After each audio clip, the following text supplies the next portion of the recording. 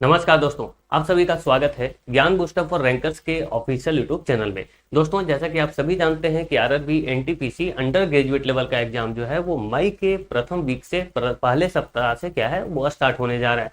और अगर हम ग्रेजुएट लेवल की बात करें तो हम देखने को मिला था कि पॉलिटी के काफी अच्छे क्वेश्चंस देखने को मिले थे जो 2026 में जो जिसका जो आंसर किया है। तो इसी को देखते हुए आज हम लोग जो है 12th लेवल के लिए पूरा पॉलिटी हम बहुत ही इंटरेस्टिंग तरीके से हम यहाँ पे पढ़ने वाले हैं। और आप सभी को मैं बता दूं कि आपके जो एग्जाम है उसमें 40 प्रश्न जो है वो जीके के पूछे जाने हैं और 40 का 20% हिस्सा जो है वो कौन कवर करता है, तो वो पॉलिटी कवर करता है। यानी कि अप्रोक्स 8 क्वेश्चन जो है वो पूछे जाते हैं किसके, तो पॉलिटी के। तो इसलिए ये काफी इंपॉर्टेंट है और हम यहाँ पे इस तरीके से इसको डिजाइन करके लाए हैं जिससे कि आपको इजी भी होगा पढ़ने में, हर एक चीज समझ में आएगा, बिल्कुल एकदम आसान लैंग्वेज में हम लोग समझने का प्रयास करेंगे। ठीक है, यहाँ पे वही चीज पढ़ेंगे जो कि आपके एग्जाम ओरिएंटेड पॉइंट होंगे। ठीक है, हम इसमें सब चीज पढ़ेंगे, संविधान सभा प्रस्तावना, ठीक है, महत्वपूर्ण वाद मतलब कि केसेस जो है, केशवानंद भारती जो केस है, इस तरीके के केसेस। उसके बाद संविधान के सभी महत्वपूर्ण भाग देखना है, नागरिकता पढ़ना है, मौलिक अधिकार, नीति निर्देशक तत्व, मौलिक कर्तव्य, संसद पढ़ना है, विधानमंडल पढ़ना है, फिर राष्ट्रपति पढ़ना है, फिर प्रधानमंत्री हो गया, मंत्रिमंडल हो गया, उससे महाधिवक्ता हो गया, महान्यायवादी हो गया, न्यायालय पढ़ना है जैसे सुप्रीम कोर्ट ये हो गया, हाई कोर्ट हो गया, ये सारी चीजें, केंद्र राज्य संबंध हो गए।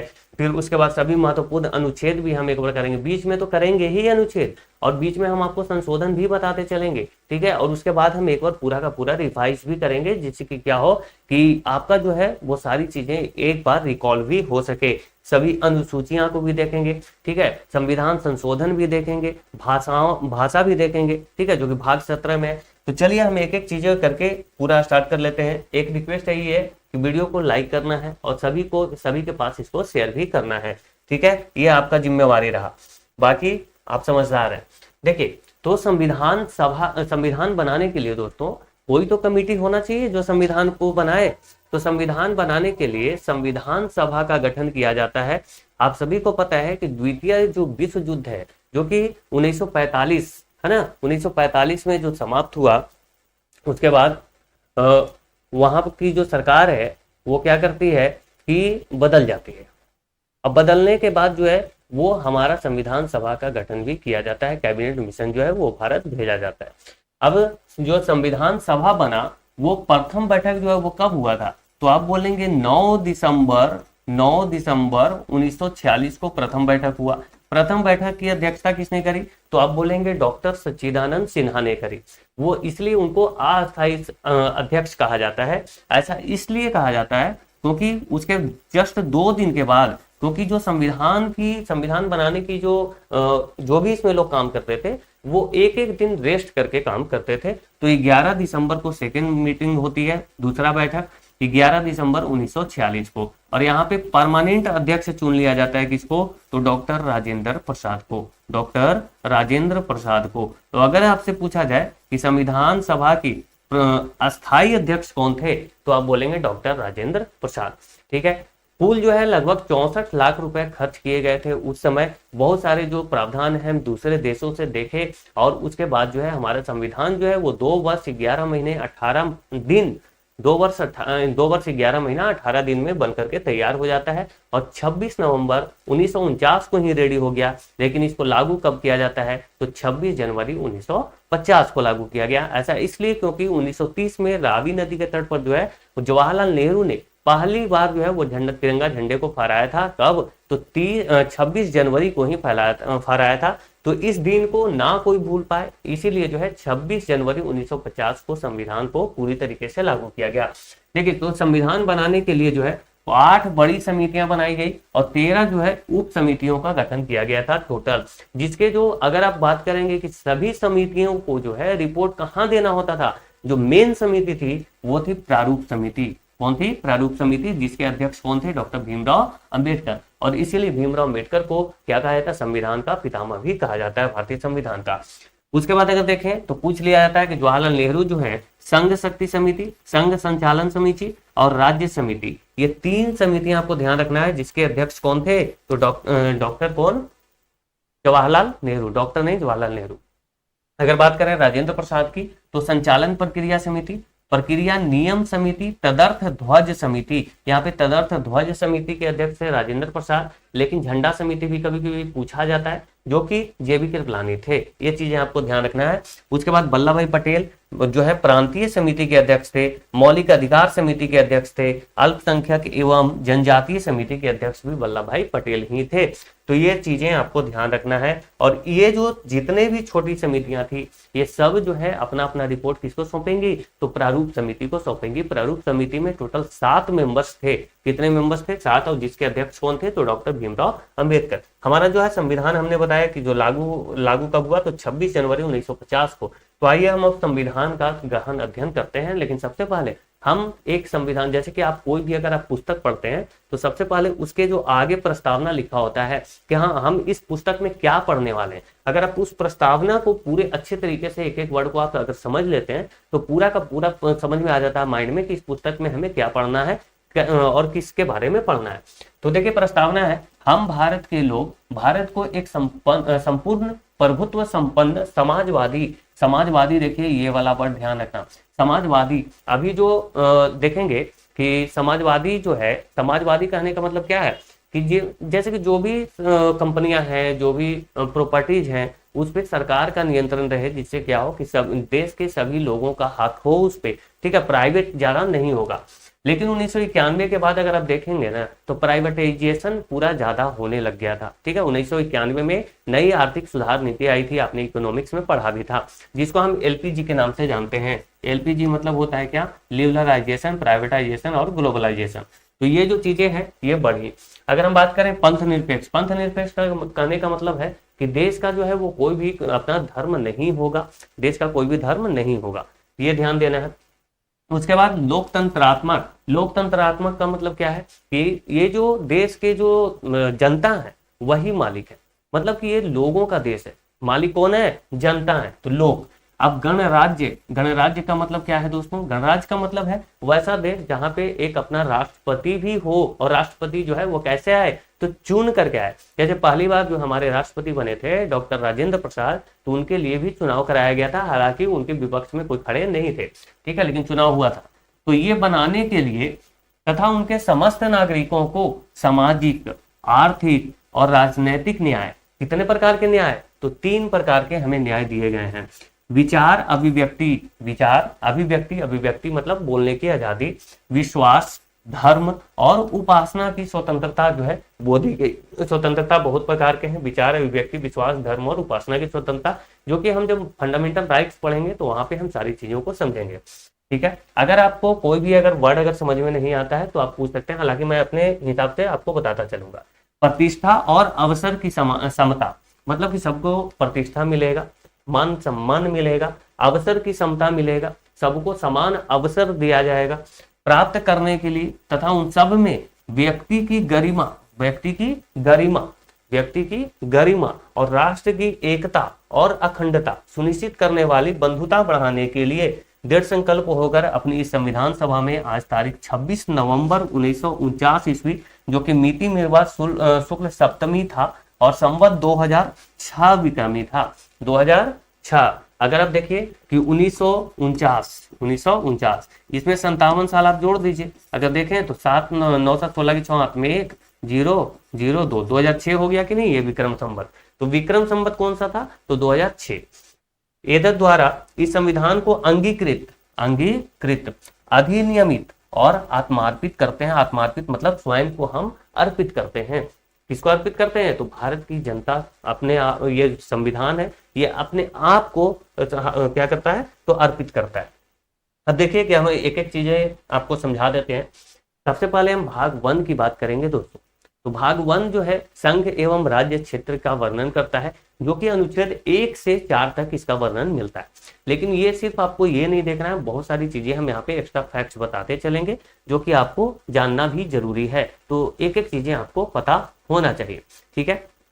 तो देखिए कि अगर देखें तो भाग 1 1 से 4 अनुच्छेद 1 क्या बोलता है कि भारत जो है वो राज्यों का संघ है। भारत क्या है? तो राज्यों से मिलकर बना हुआ एक संघ है। अनुच्छेद 2 बताता है भारतीय संघ के बाहर के क्षेत्र को शामिल करने का प्रावधान किसमें है? तो अनुच्छेद 2 में है। अनुच्छेद 3 में है किसी राज्य के क्षेत्र नाम बदलने व किसी अन्य परिवर्तन की शक्ति जो है वो संसद को दी गई है। अगर मान के चलिए कि भारत के बाहर थोड़ा सा कोई आइलैंड है जो कि टापू है ना, तो अगर वो हमारा नहीं है लेकिन वो वहां की जनता चाहती है कि हम भारत के अंदर ही हम सम्मिलित हो जाएं, तो ऐसा हो सकता है। संसद जो है आसानी से साधारण बहुमत द्वारा इसको शामिल कर सकता है। देखिए अब जब बहुमत की बात आ रही है तो मैं बता दूं कि बहुमत भी जो है वो 3 प्रकार के होते हैं। जैसे कि बिल अगर आपको पास करवाना है तो कितने प्रकार के बहुमत होंगे? एक होगा साधारण। साधारण का मतलब क्या हुआ कि 50% प्लस 1, 50% से एक अधिक जो है वो साधारण बहुमत हो गया। अगर हम बात करें कि विशेष बहुमत, ये विशेष बहुमत क्या है दोस्तों? विशेष बहुमत। तो विशेष बहुमत जो है वो ये तो आपको लेना ही है, मतलब 50% प्लस 1 तो आपको मिलना ही चाहिए टोटल मेंबर्स का, प्लस में जो वहां पे उपलब्ध है। जैसे कि क्या है कि अगर लोकसभा में 550 सीटें हैं तो ऐसा तो नहीं है ना कि 550 के 550 मेंबर जो है वो शामिल ही रहेंगे उस दिन, उपलब्ध ही रहेंगे, ऐसा तो नहीं होता। तो जितने अवेलेबल है, जितने प्रेजेंट मेंबर हैं, तो उनका क्या होना चाहिए? 2/3 भी होना चाहिए जो उपस्थित हैं और मतदान किए हैं। बहुत सारे लोग मतदान नहीं भी करेंगे, तो उपस्थित एवं मतदान करने वाले जो कितने होने चाहिए? टोटल का 2/3, जो कि लगभग 66.5% के आसपास आता है। ठीक है। और एक जो होता है, एक होता है विशेष बहुमत प्लस आधे राज्यों का अनुसमर्थन। जैसे कि अगर ये हमने बताया कि राज्यों का नाम बदलना है, सीमा परिवर्तन करना है, तो ये सारी जो चीजें हैं वो साधारण बहुमत के द्वारा कर दी जाती है। विशेष बहुमत ये जो है ये काफी इंपॉर्टेंट है। विशेष बहुमत जैसे कि फंडामेंटल राइट्स वगैरह में अगर कोई प्रावधान चेंज करना है, नीति निर्देशक सिद्धांत में करना है, फंडामेंटल ड्यूटी में करना है, तो ये वाला विशेष बहुमत चाहिए होगा। अगर विशेष बहुमत तो चाहिए ही, और साथ साथ आधे जो राज्य हैं उनका भी समर्थन होना चाहिए। ठीक है। तो ये कहाँ पे प्रावधान ये काम करेगा भाई? तो जैसे कि अगर सुप्रीम कोर्ट के जो प्रावधान है वहां पे कोई भी अगर बदलाव करने हैं तो इस तरीके की चीजों में जो है वो जरूरत पड़ेगी। क्या? तो विशेष बहुमत प्लस आधे राज्यों का अनुसमर्थन। तो यहाँ तक आपको क्लियर हो गया होगा। ये मैंने आपको बताया कि बिल कैसे पास होते हैं, मतलब कितने प्रकार के बहुमत होते हैं। अगर हम देखें कि अभी हम इसको पूरा अभी हम नहीं कर पाए हैं। देखिए अगर हम राज्यों की बात करें तो टोटल जो है वो पहले कितने थे? तो 14 राज्य और 6 केंद्र शासित प्रदेश। लेकिन शुरुआत से ऐसा नहीं था। ये कब बना? तो ये जो है 1956 में ऐसा किया गया था। कब? 1956 में 14 राज्य और 6 केंद्र शासित प्रदेश बनाए गए थे। लेकिन उससे पहले आप देखेंगे ना, तो ये जो है काखा में ये विभाजित थे राज्य। काखा में पहला प्रकार, दूसरा प्रकार, तीसरा प्रकार, और ऐसे अलग अलग राज्यों को रखा गया था। तो ऐसा जो है वो दिक्कत हो रहा था। और एक सेकेंड दोस्तों, ये क्या कर रहे हैं यार? बहुत सारे जो राज्य हैं वो भाषाई आधार पर मांग करने लगे अलग राज्य की। ठीक है। और अलग राज्य की जो मांग है वो सबसे पहले जो है आंध्र प्रदेश की हुई। आंध्र प्रदेश, और आंध्र प्रदेश जो है भाषाई आधार पर अलग राज्य बनने वाला पहला राज्य था। और ये जो है कब बनता है? तो 1953 ईस्वी में अलग राज्य का इसको दर्जा दे दिया जाता है। एक व्यक्ति होते हैं रामुल्लू। कौन होते हैं? रामुल्लू, जो कि आंध्र प्रदेश के हैं। वो अनशन पे बैठे होते हैं और उनकी मृत्यु हो जाती है भूख हड़ताल से। और इसी वजह से जवाहरलाल नेहरू को आनंद फानंद में क्या करना पड़ता है? आंध्र प्रदेश राज्य का गठन करना पड़ता है। लेकिन ये जो मांग है ये बहुत दिनों से चलती आ रही थी, इसलिए 1948 में जो है भाषाई प्रांत आयोग बनाया गया था। क्या? भाषाई प्रांत आयोग। यहाँ पे देखना ध्यान से, 1948 में क्या बनाया गया? तो भाषाई प्रांत आयोग। भाषाई प्रांत आयोग। और ये बनाया गया था कि आप बताइए कि क्या भाषाई आधार पर जो है वो राज्यों का पुनर्गठन किया जा सकता है या नहीं किया जा सकता? तो इन्होंने बोला कि नहीं किया जा सकता है। इन्होंने क्या बोला? बोला कि नहीं किया जा सकता है। क्या हुआ? ठीक है, सारी चीजें देख लेना। ठीक है, चलिए। उसके बाद जो है ये तो अपना नहीं बोल दिया। 1948 में ही एक और समिति बनाई गई थी, जेवीपी। जेवीपी का मतलब क्या है? जवाहरलाल नेहरू, वल्लभ भाई पटेल और पट्टाभी सीतारामैया। ये 3 व्यक्तियों जेवीपी समिति बनाई गई। कब? तो 1948 में। और इसने भी बोला कि भाषाई आधार पर राज्यों का गठन नहीं किया जाना चाहिए। और ये रिपोर्ट कब दिया था? तो 1949 में इसने रिपोर्ट जो है वो सौंपी थी। लेकिन इसके बाद जो है फजल अली आयोग, जो कि काफी इंपॉर्टेंट है, और फजल अली आयोग की जो है स्थापना 1953 में की गई थी। कब की गई थी? 1953 में की गई थी। ध्यान रखना। कौन? तो फजल अली आयोग। फजल अली आयोग ये किससे संबंधित है? तो राज्यों का पुनर्गठन से। फजल अली आयोग। इसने अपनी रिपोर्ट कब सौंपी? तो रिपोर्ट सौंपी 1955 में। और इसने बोला कि हाँ ठीक है भाई, भाषाई आधार पर राज्यों का गठन कर दिया जाना चाहिए। अब ये इस प्रकार से जो है एक संविधान संशोधन किया जाता है। और वो संविधान संशोधन कौन सा है? तो 7वां संविधान संशोधन, जो कि 1956 में किया जाता है। 7वां संविधान संशोधन 1956 में किया जाता है। और जो राज्य ABC कैटेगरी में जो बटे हुए थे वो उनको समाप्त कर दिया जाता है। और उसके बाद जो है यहाँ पे इस संशोधन के द्वारा 14 राज्य और 6 केंद्र शासित प्रदेशों का गठन कर दिया जाता है। Everything okay? क्या सारी चीजें समझ में आ गई है? अच्छा लगा? क्या मैं कनेक्ट कर पा रहा हूँ आप लोगों के सामने? तो बिल्कुल हाँ, कर पा रहा हूँ, कोई दिक्कत नहीं है। हम केस भी पढ़ेंगे, ठीक है, वहां पे हम बताएंगे कि क्या प्रस्तावना हमारा संविधान का अंग है या फिर नहीं है। हम सारी चीजें करेंगे, लेकिन पहले हम नागरिकता पढ़ते हैं। अब भाग 2 में हम आ चुके हैं। जो पहला जो था जो भाग 1 था, जो कि राज्यों का बात करता है, तो उसके बारे में हमने काफी अच्छे से पढ़ लिया। और अब हम करने वाले हैं भाग 2, जो कि नागरिकता है। नागरिकता जो है अनुच्छेद 5 से अनुच्छेद 11 तक वर्णन है। अनुच्छेद 11 बताता है कि नागरिकता से संबंधित जो कानून है वो बनाने का अधिकार किसे दिया गया है? तो संसद को दिया गया है, वो संसद बनाएगी, ठीक है। तो अगर हम नागरिकता की बात करें तो भारत में जो है वो एकल नागरिकता का प्रावधान है। ऐसा नहीं है कि आप भारत की नागरिकता ले लोगे तो राज्यों के लिए अलग से आपको नागरिकता लेना पड़ेगा, ऐसा नहीं है। जबकि अमेरिका में इस तरीके की चीजें हैं। तो भारत में कैसा नागरिकता है? तो एकल नागरिकता हमें प्राप्त किए गए हैं। नागरिक होने के क्या प्रॉफिट होते हैं? तो बहुत सारी चीजें जो है, जैसे कि बहुत सारे फंडामेंटल राइट्स हैं, जो मतलब कि मौलिक अधिकार है, वो सिर्फ हमें नागरिक को ही प्राप्त होता है। जैसे कि अनुच्छेद 15 हो गया, 16 हो गया, 19 हो गया, 29 हो गया या फिर 30 हो गया। ये सिर्फ नागरिकों को है, विदेशियों को प्राप्त नहीं है। वो हम लोग पढ़ेंगे वहां पे, ठीक है। तो नागरिकता जो है वो देने का जो यहाँ पे क्या लिखा, नागरिकता अधिनियम 1955, ये क्या है भाई? तो नागरिकता जो देने का, कि किस प्रकार से नागरिकता दी जाएगी, ये नागरिकता अधिनियम 1955 बनाया गया कि नागरिकता जो है किन व्यक्तियों को जो है नागरिकता दी जाएगी, ठीक है, किन प्रावधान, और ये जितने भी नागरिकता के प्रावधान है वो अनुच्छेद सॉरी नागरिकता अधिनियम 1955 में ही शामिल है। इन अनुच्छेदों से कोई मतलब नहीं है। नागरिकता जो दी जाती है नागरिकता अधिनियम 1955 के द्वारा ही दी जाती है, ठीक है। अब देखिए कि एक जो है नागरिकता संशोधन अधिनियम 2019, CAA, citizenship amendment act, CAA लाया जाता है 2019 में। इसमें क्या किया जाता है कि हम दूसरे देशों के नागरिकों को भी नागरिकता देंगे। और किन देशों को देंगे? तो हम अपने पड़ोसी देश, जो कि मुस्लिम बहुल देश होंगे, ठीक है, वहां पे हिंदू जो है वो अल्पसंख्यक होंगे। हमारा जो कंट्री भारत है वो हिंदू धर्म को प्रमोट करता है। हालांकि मान के चलिए कि ये जो है धर्म निरपेक्ष है, इसका कोई धर्म तो है ही नहीं, पंथ निरपेक्ष। लेकिन यहाँ पे क्या, यहाँ पे सभी धर्म के लोग रहते हैं। लेकिन देखें तो 3 देश ऐसे हैं, जैसे कि पाकिस्तान हो गया, पाकिस्तान, बांग्लादेश, कौन? तो बांग्लादेश, ध्यान से देखना भाई, क्वेश्चन बनते हैं, ठीक है, बांग्लादेश। उसके बाद अगर हम देखें तो यहाँ पे अफगानिस्तान, ये हमारे जो है वो तीनों जो क्या है तो पड़ोसी हैं। हालांकि अफगानिस्तान का जो सीमा है वो POK से लगता है, हालांकि वो भी तो हमारा हिस्सा है। तो इन देशों के जो अल्पसंख्यक होंगे, तो इन देशों के अल्पसंख्यक कौन होंगे? हिंदू होंगे, है ना, हिंदू होंगे, सिख होंगे, जैन होंगे, फिर बौद्ध होंगे, पारसी होंगे और ईसाई होंगे। तो कितने धर्म हुए? 6 धर्म हुए। तो 6 धर्मों का वर्णन किया गया है इसमें सिटीजनशिप अमेंडमेंट एक्ट 2029 में। इन 6 धर्मों को हम क्या करेंगे? तो इन 6 धर्म के लोगों को हम नागरिकता प्रदान करेंगे। क्या करेंगे? तो नागरिकता जो है वो हम प्रदान करेंगे। किन, कहाँ के? तो 3 देशों के, पाकिस्तान, बांग्लादेश और अफगानिस्तान के जो अल्पसंख्यक होंगे उनको हम भारत की नागरिकता प्रदान करेंगे, ठीक है, अगर वो रहना चाहे तो।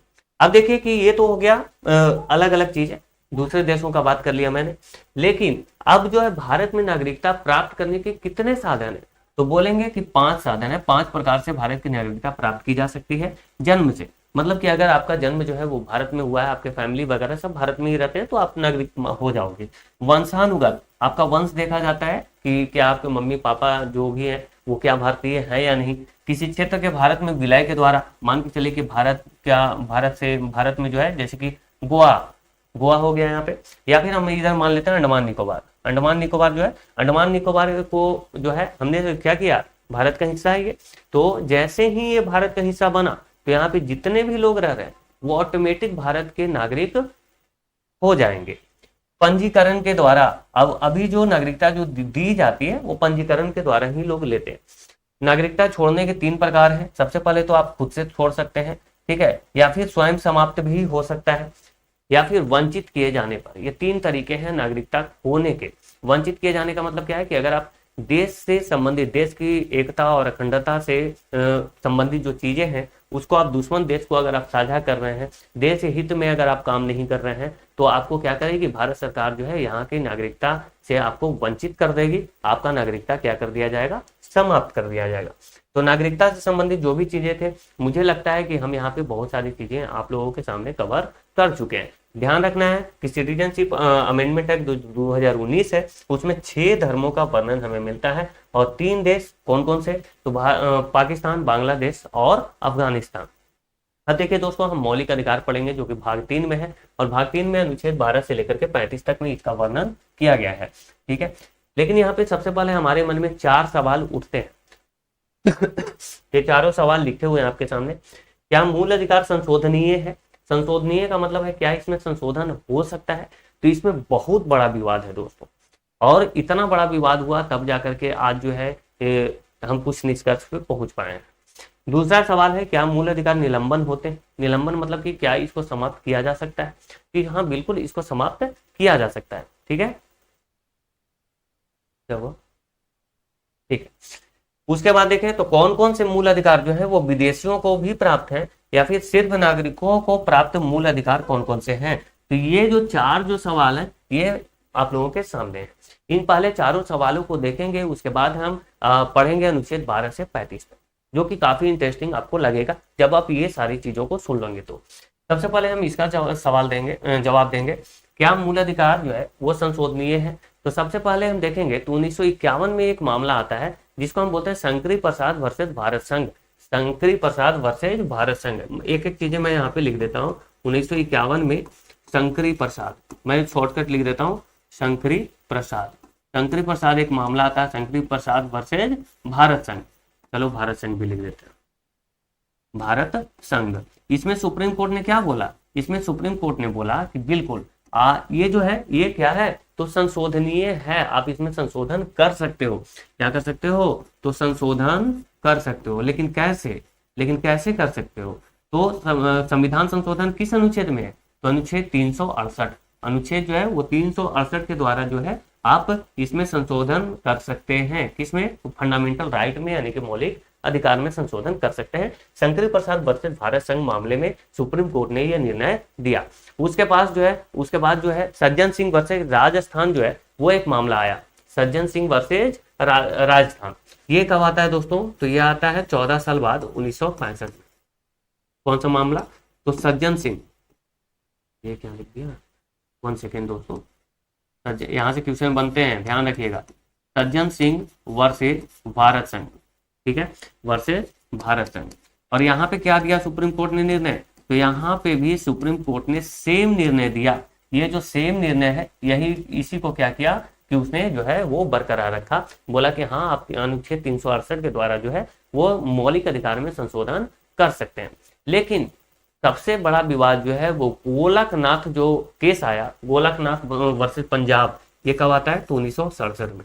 1967 में गोलकनाथ, ध्यान रखना, गोलकनाथ वर्सेज ये गोलकनाथ वर्सेज क्या है? तो पंजाब राज्य, गोलकनाथ वर्सेज पंजाब राज्य। इसने में क्या कर दिया सुप्रीम कोर्ट ने?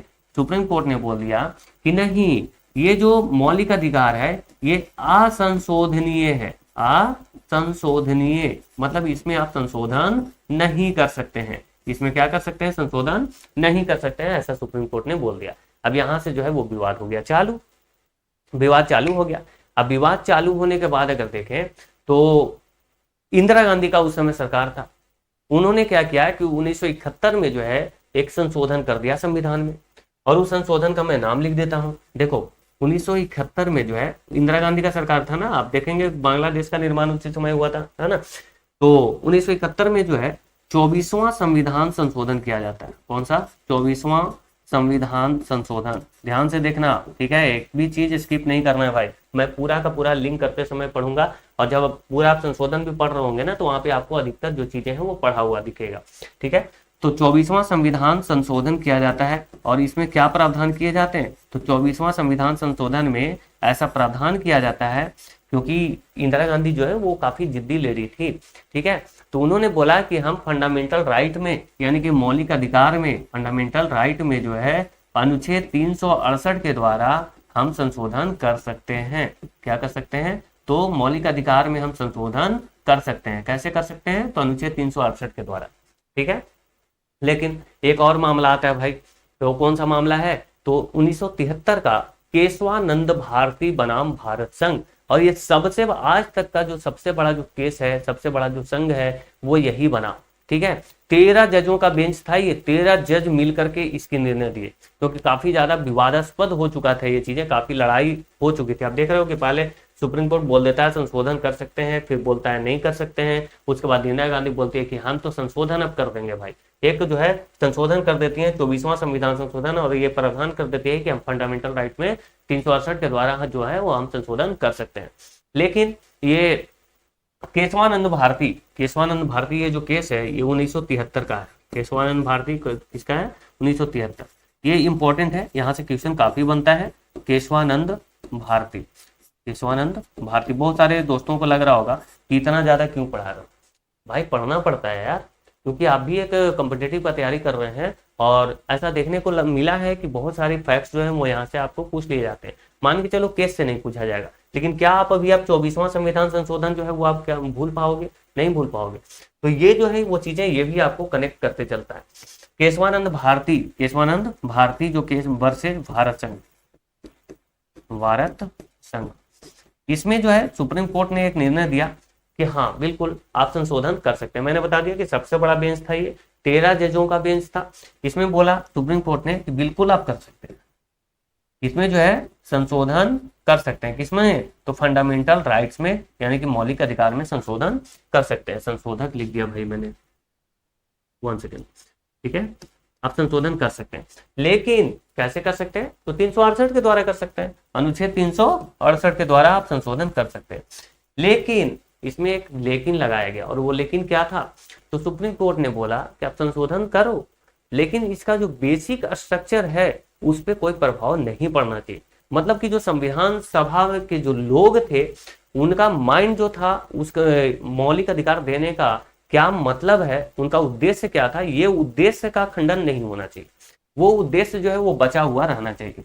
तो कभी कभी पूछ लिया जाता है कि सुप्रीम कोर्ट ने जो है वो बेसिक स्ट्रक्चर का जो प्रावधान है वो किस केस में दिया। बेसिक स्ट्रक्चर का प्रावधान यानी कि मूलभूत जो संरचना है, तो बेसिक स्ट्रक्चर का जो प्रावधान है वो किस केस में दिया, तो केशवानंद भारती केस में, तो 1973 का केस था ये, ठीक है। तो इतना चीजें आपको क्लियर हो गया। लेकिन वो बेसिक स्ट्रक्चर क्या होगा वो सुप्रीम कोर्ट ने अपने पास रखा, और यही जो है वो सुप्रीम कोर्ट की खासियत है कि वो बहुत सारी चीजें जो है वो अपने पास रखा है, ताकि जो है अभी तक क्लियर किया ही नहीं भाई कि हाँ क्या है बेसिक स्ट्रक्चर। उसको जब मर्जी आएगा कि नहीं ये तो इसका उद्देश्य खंडित हो रहा है, हम इसको क्या करते हैं, निलंबित करते हैं, तो वो निलंबित कर देगा, ठीक है। तो इसका जवाब हम दे चुके हैं कि क्या मूल अधिकार जो है संशोधनीय है, तो आप बोलेंगे बिल्कुल है, कर सकते हैं, लेकिन उसका बेसिक स्ट्रक्चर जो है वो समाप्त नहीं होना चाहिए, इस पर कोई प्रभाव नहीं पड़ना चाहिए। चलिए अब आते हैं दूसरे सवाल के उत्तर पे कि क्या मूल अधिकार निलंबन होते हैं, तो हम बोलेंगे बिल्कुल होते हैं। कब होते हैं, तो जो राष्ट्रीय आपातकाल के दौरान जो है, जो आपातकाल है उसके दौरान, आपातकाल के दौरान क्या होते हैं, तो निलंबन होते हैं, ठीक है। अब देखिए, लेकिन इसमें जो है अनुच्छेद 21 का कभी निलंबन नहीं होता, क्योंकि प्राण एवं दैहिक स्वतंत्रता है, वो निलंबन नहीं होता है। बाकी सारे के सारे लगभग होते हैं। कौन कौन से मूल अधिकार विदेशियों को भी प्राप्त है, कौन कौन से मूल अधिकार जो है वो विदेशियों को भी प्राप्त है, तो अनुच्छेद 14 प्राप्त है, 20 प्राप्त है, 21 प्राप्त है, फिर 21 का प्राप्त है जो कि शिक्षा का अधिकार है, बाद में जोड़ा गया, 22, 23, 24, 25, 26, 27, 28 ये जो है, और 32 संवैधानिक संशोधन, संवैधानिक उपचारों का अधिकार, ये जो है विदेशियों को प्राप्त है। अच्छा, नागरिकों को कौन कौन सा प्राप्त है, तो हमने थोड़ी देर पहले बताया कि 15, 16, 19, 29, 30, 15, 16, 19, 29 और 30, ये सिर्फ जो है किसको, तो जो भारत के नागरिक होंगे उन्हीं को ये अधिकार दिया गया है। अगर नागरिक नहीं हो तो इस अधिकार का आप यूज नहीं कर पाएंगे। अब देखिए दोस्तों, हम एक एक चीजें आपके सामने यहाँ पे क्लियर करते हैं। तो सबसे पहले यहाँ से 14 से 18 जो है वो समानता का अधिकार का वर्णन है। कहाँ से कहाँ? 14 से 18 5 अनुच्छेद है। और 19 से 22 स्वतंत्रता का अधिकार, 23 से 24 शोषण के विरुद्ध अधिकार, 25 से 28 धार्मिक स्वतंत्रता के अधिकार है, 29 और 30 शिक्षा और संस्कृति का अधिकार है, अनुच्छेद 32 जो है वो संवैधानिक उपचारों का अधिकार है। अब आप सोच रहे होंगे कि अनुच्छेद 31 कहाँ चला गया भाई, 31 तो हमें दिख ही नहीं रहा। तो 31 जो है आपको पता है कि अनुच्छेद 31 इसमें संपत्ति का अधिकार था। पहले क्या था? तो अनुच्छेद 31 में संपत्ति का अधिकार था और इसको हटा दिया गया। कब? तो 44वां संविधान संशोधन 1978 के द्वारा। 44वां संविधान संशोधन 1978 के द्वारा संपत्ति के अधिकार को हटा करके उसको विधिक अधिकार बना दिया गया। क्या बना दिया गया? विधिक अधिकार बना दिया गया। और कहाँ रखा गया? तो अनुच्छेद 300 के ए में, अनुच्छेद 300 के का भी आप बोल सकते हैं, अनुच्छेद 300 के क्लॉज ए में इसको रखा गया, जो कि भाग 12 में है। कौन सा भाग? 12 में। आप 12 यहाँ लिख लेना, ठीक है। इसको अभी कहाँ रखा गया? तो भाग 12 में। किसको? तो संपत्ति के अधिकार को। क्या संपत्ति का अधिकार है भाई मौलिक अधिकार है? तो नहीं है, वो विधिक अधिकार है, ठीक है। ये मौलिक अधिकार अब नहीं रहा, तो इसलिए यहाँ से आपको 31 नहीं दिख रहा होगा, ठीक है। अब देखो कि एक एक अनुच्छेद को हम देखते हैं। तो सबसे पहले अनुच्छेद 12 को देखते हैं, जो कि राज्य की परिभाषा बताता है कि मतलब राज्य हम किसको बोलेंगे। तो दोस्तों राज्य जो है आप एक पुलिस को भी बोल सकते हैं, ठीक है। जो भी गवर्नमेंट एम्प्लॉय हैं उनको आप बोल सकते हैं, एक ऑफिस को भी बोल सकते हैं, क्योंकि उनके लिए वही राज्य है। आप जो राज्य जो बोलते हैं कि जैसे उड़ीसा एक राज्य है, पंजाब एक राज्य है, बिहार एक राज्य है, तो ऐसा नहीं है। ये जो है ये एक प्रांत है। क्या है? एक प्रांत है। राज्य जो है वो एक संस्था हो सकती है, कोई भी गवर्नमेंट कर्मचारी हो सकता है, एक पुलिस जो है वो भी राज्य हो सकता है, ठीक है। ये कौन बोलता है? ये किसके अनुसार है? तो फंडामेंटल राइट के अनुसार है, इसलिए फंडामेंटल राइट के लिए ये राज्य का परिभाषा है, ठीक है ना। जो कि अनुच्छेद 12 से 35 तक ही फॉलो होगा, मतलब कि इसी में 35 तक फॉलो होगा। तो इसलिए पहला ही 12 में ही आपको राज्य की परिभाषा बता दिया है, क्योंकि जितने भी अधिकार हैं वो बताया गया कि राज्यों का ये अधिकार है, ठीक है। तो राज्य कौन होंगे इसमें, इसकी बात कर रहा है। अब उसके बाद में देखें तो अनुच्छेद 13 क्या कहता है कि मूल अधिकारों से असंगत कानून जो है वो लागू नहीं होंगे। मतलब अगर ऐसा कोई भी कानून जो मूल अधिकारों का क्या कर रहा होगा, खंडन कर रहा होगा, ठीक है, उससे मूल अधिकार का हनन हो रहा होगा, तो वैसे सभी जो कानून है वो क्या कर दिए जाएंगे? निरस्त कर दिए जाएंगे। अनुच्छेद 13 ऐसा प्रावधान करता है। अब हम देख लेते हैं अनुच्छेद 14 से 18 तक, जो कि समानता का अधिकार है। सबसे पहले 14 बताता है कि कानून के समक्ष सभी को समान अवसर से समान तरीके से देखा जाएगा। 15 बताता है कि धर्म, जाति आदि के आधार पर जो है वो भेदभाव नहीं की जाएगी। ध्यान रखना, 14 बोलता है क्या कि कानून के सब समक्ष जो है वो सभी लोग बराबर है, चाहे वो अंबानी हो या अडानी हो या फिर कोई एक भिखारी हो, ठीक है। हालांकि वास्तविकता में तो ऐसा होता नहीं, क्योंकि उतना सोर्स तो होता नहीं गरीबों के पास कि वो उतने अच्छे वकील हायर कर सके, ठीक है। लेकिन कानून जो है वो सबके लिए समान। अनुच्छेद 16 क्या बोलता है कि नौकरी में समानता। लेकिन क्या ऐसा होता है कि नौकरी में समानता मिलता है? ऐसा होता है? जनरल के लिए कुछ और है, ओबीसी के लिए कुछ और है, एससी एसटी के लिए कुछ और है। अब देखते होंगे ना उन लोगों को आरक्षण, तो आप सोच रहे होंगे कि भाई यहाँ पे लिखा है नौकरी में समानता दी जाएगी, तो समानता तो मिलती नहीं है। लेकिन ऐसा नहीं है, समानता मिलती है। सबसे पहले आप देखो कि जब हमारा देश जो आज़ाद हुआ था उस समय जो भी लोग थे, वो जो नीच जाति के जो भी लोग थे, जैसे कि आप एससी वगैरह के आप देख सकते हैं, तो यहाँ पे शायद मैंने गलत वर्ड का यूज किया, तो ये जो चीजें हैं ये काफी इन पे क्या हुआ, शोषण किया गया था इन पे, ठीक है। बहुत ज्यादा इन पे शोषण हुआ, जैसे कि नाली साफ करना, है ना, गंदगी साफ करना, ये सारी चीजें हो रही थी। जो कि बड़े जो लोग थे, जो ऊंचे कास्ट के जो लोग थे, जो कि आज जनरल में जो आते हैं, तो इनका क्या काम था कि ये जो है इन पे काफी ज्यादा शोषण करते थे। तो सबसे पहले तो अगर समानता की अगर आप बात कर रहे हो भाई कि नौकरी में सबको समानता दी जाएगी, तो ये तो पहला ही से ये दबे कुचले हैं भाई, है ना। इनके बाल बच्चे पढ़े नहीं है, उस तरीके का इनको माहौल नहीं मिला है ना कहीं ना कहीं एक मानसिकता जो है उस तरीके का इनका नहीं रहा है। तो ये फिर बराबरी का तो फिर चीज हुआ ही नहीं। ये तो इनका मानसिकता काफी ज्यादा ऊंचा है, इनको शिक्षा अच्छा मिला हुआ है, इनका जो है जो बचपना है वो भी इनको काफी सुविधा युक्त रही है, जबकि इसको जो है उतना सुविधा प्राप्त नहीं हुआ है, ठीक है। तो सबसे पहले समानता लाने के लिए इसको भी इसी के बराबर लाना पड़ेगा या नहीं लाना पड़ेगा, तभी तो बराबरी का होगा भाई खेला। नहीं तो फिर ये तो कमजोर है और ये वाला बलवान है, तो फिर बराबरी का तो कोई नहीं ना हो पाया वो।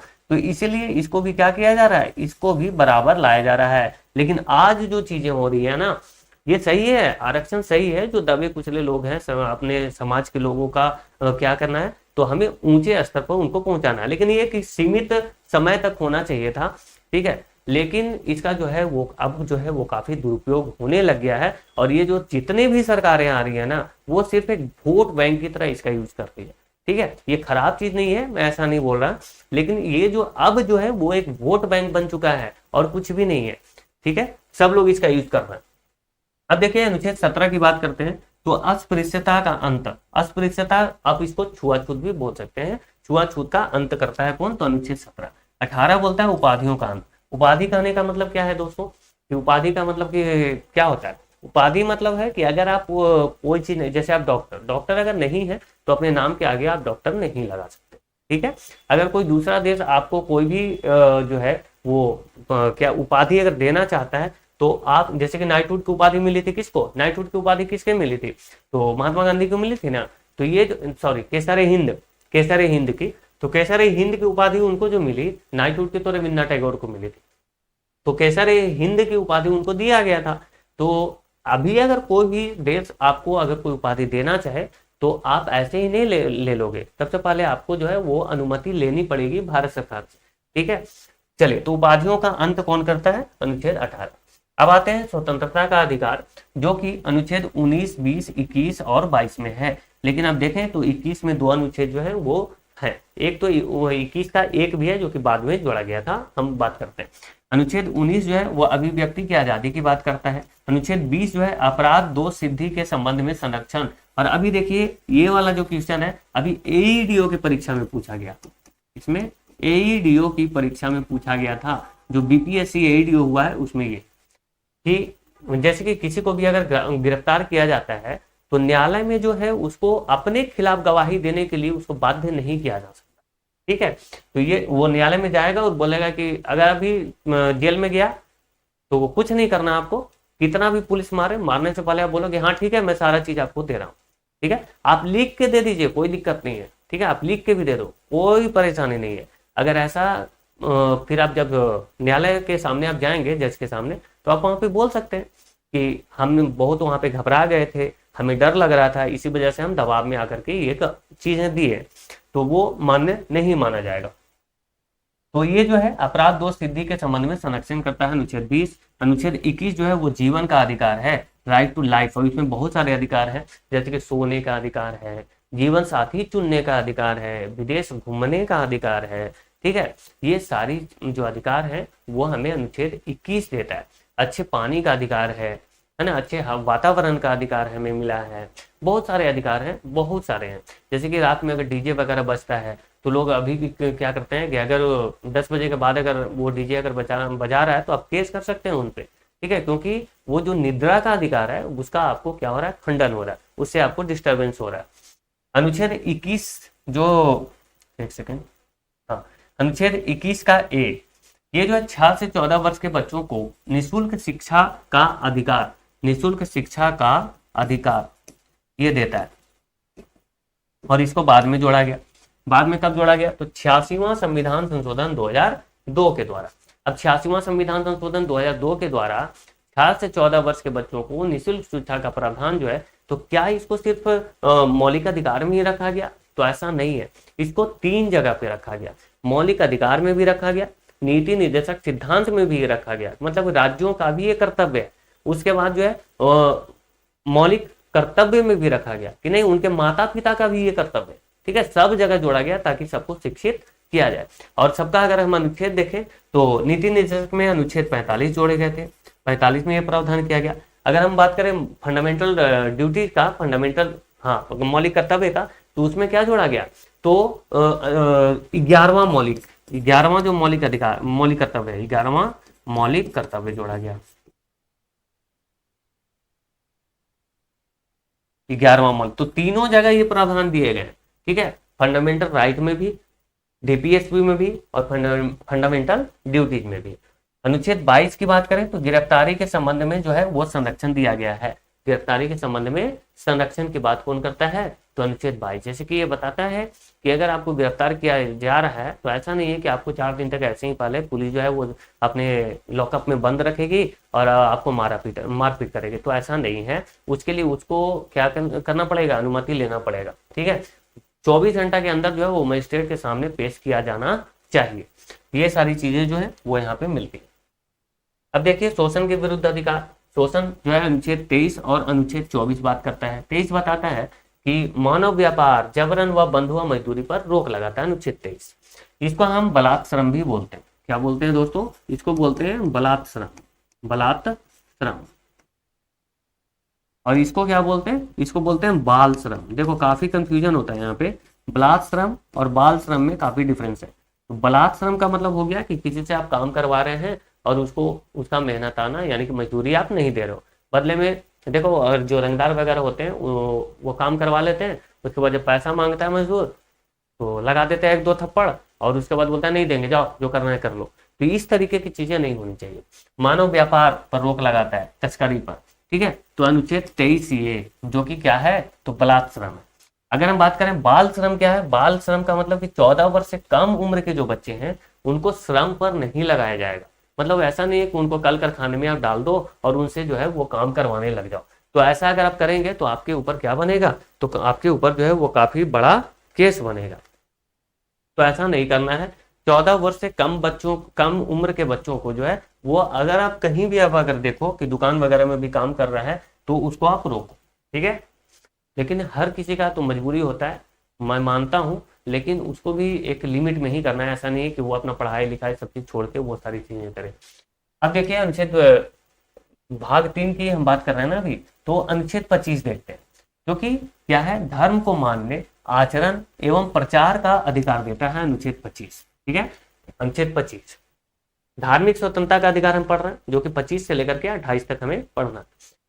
उसके बाद मतलब ये बोल रहा है कि आप किसी भी धर्म को आप मान सकते हैं। अभी आप हिंदू हो, रात को मुस्लिम बन जाओ, कोई दिक्कत नहीं है भाई। आचरण एवं प्रचार का अधिकार है, आप प्रचार भी कर सकते हो किसी भी धर्म का, कोई दिक्कत नहीं। अनुच्छेद लेकिन मैं आपको बता दूं कि फंडामेंटल जो राइट्स हैं वो ये कहता है ना कि आपको जो है वो सब अधिकार है, लेकिन उस अधिकार में भी एक पाबंदियां हैं। ऐसा ना हो कि आप अपने अधिकार के चक्कर में जो है वो दूसरों का नुकसान करते। आप अधिकार का लाभ उठाइए, लेकिन उससे दूसरों का नुकसान नहीं होना चाहिए। अगर दूसरों का नुकसान हुआ तो वो अधिकार जो है वो आप उसका फायदा नहीं उठा पाएंगे। आप करें, लेकिन सारा काम जो है वो अपने हद में रहकर ही करना होगा, ठीक है। तो दिक्कत तो नहीं चलिए। अच्छा, शुरू में मैंने कोई गलत बताया क्या? नहीं, सही तो बताया। अनुच्छेद 21 बताया था कि उसका निलंबन नहीं होता। अनुच्छेद 21 जो है वो निलंबन नहीं होता, और अनुच्छेद 20 भी है, ये निलंबन नहीं होता। कब निलंबन नहीं होता है? तो जो राष्ट्रीय आपातकाल जो कि 352 में है, राष्ट्रीय आपातकाल किसमें है? तो 352 में।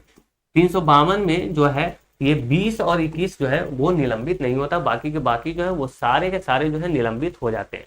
और एक अनुच्छेद ऐसा है जो कि स्वतः ही निलंबित हो जाता है, जैसे ही राष्ट्रीय आपातकाल लगा वो तुरंत निलंबित हो जाएगा। और वो कौन सा है?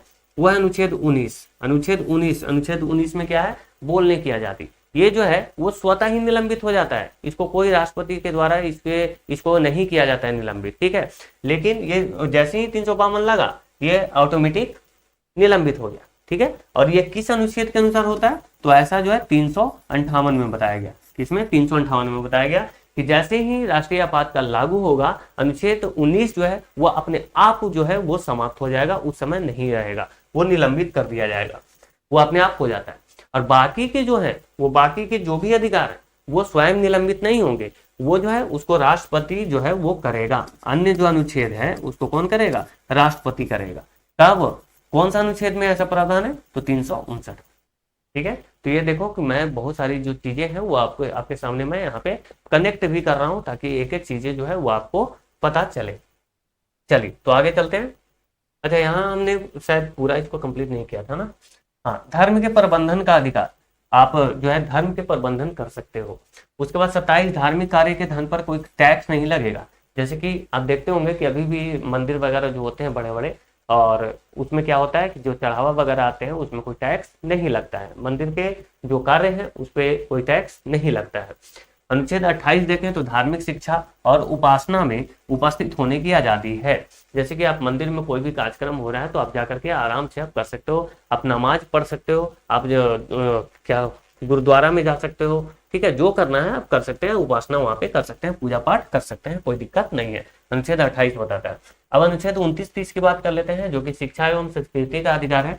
29 बताता है अल्पसंख्यकों के हितों का संरक्षण करेगा, और अनुच्छेद 30 बताता है कि शैक्षणिक संस्था खोलने की अधिकार देता है, ये आजादी देता है। मतलब कि कोई भी व्यक्ति जो है वो शैक्षणिक संस्था खोल सकता है, लेकिन उसके लिए भी काफी ज्यादा क्राइटेरिया है, ऐसा नहीं है कि हर चीज आप खोल देंगे।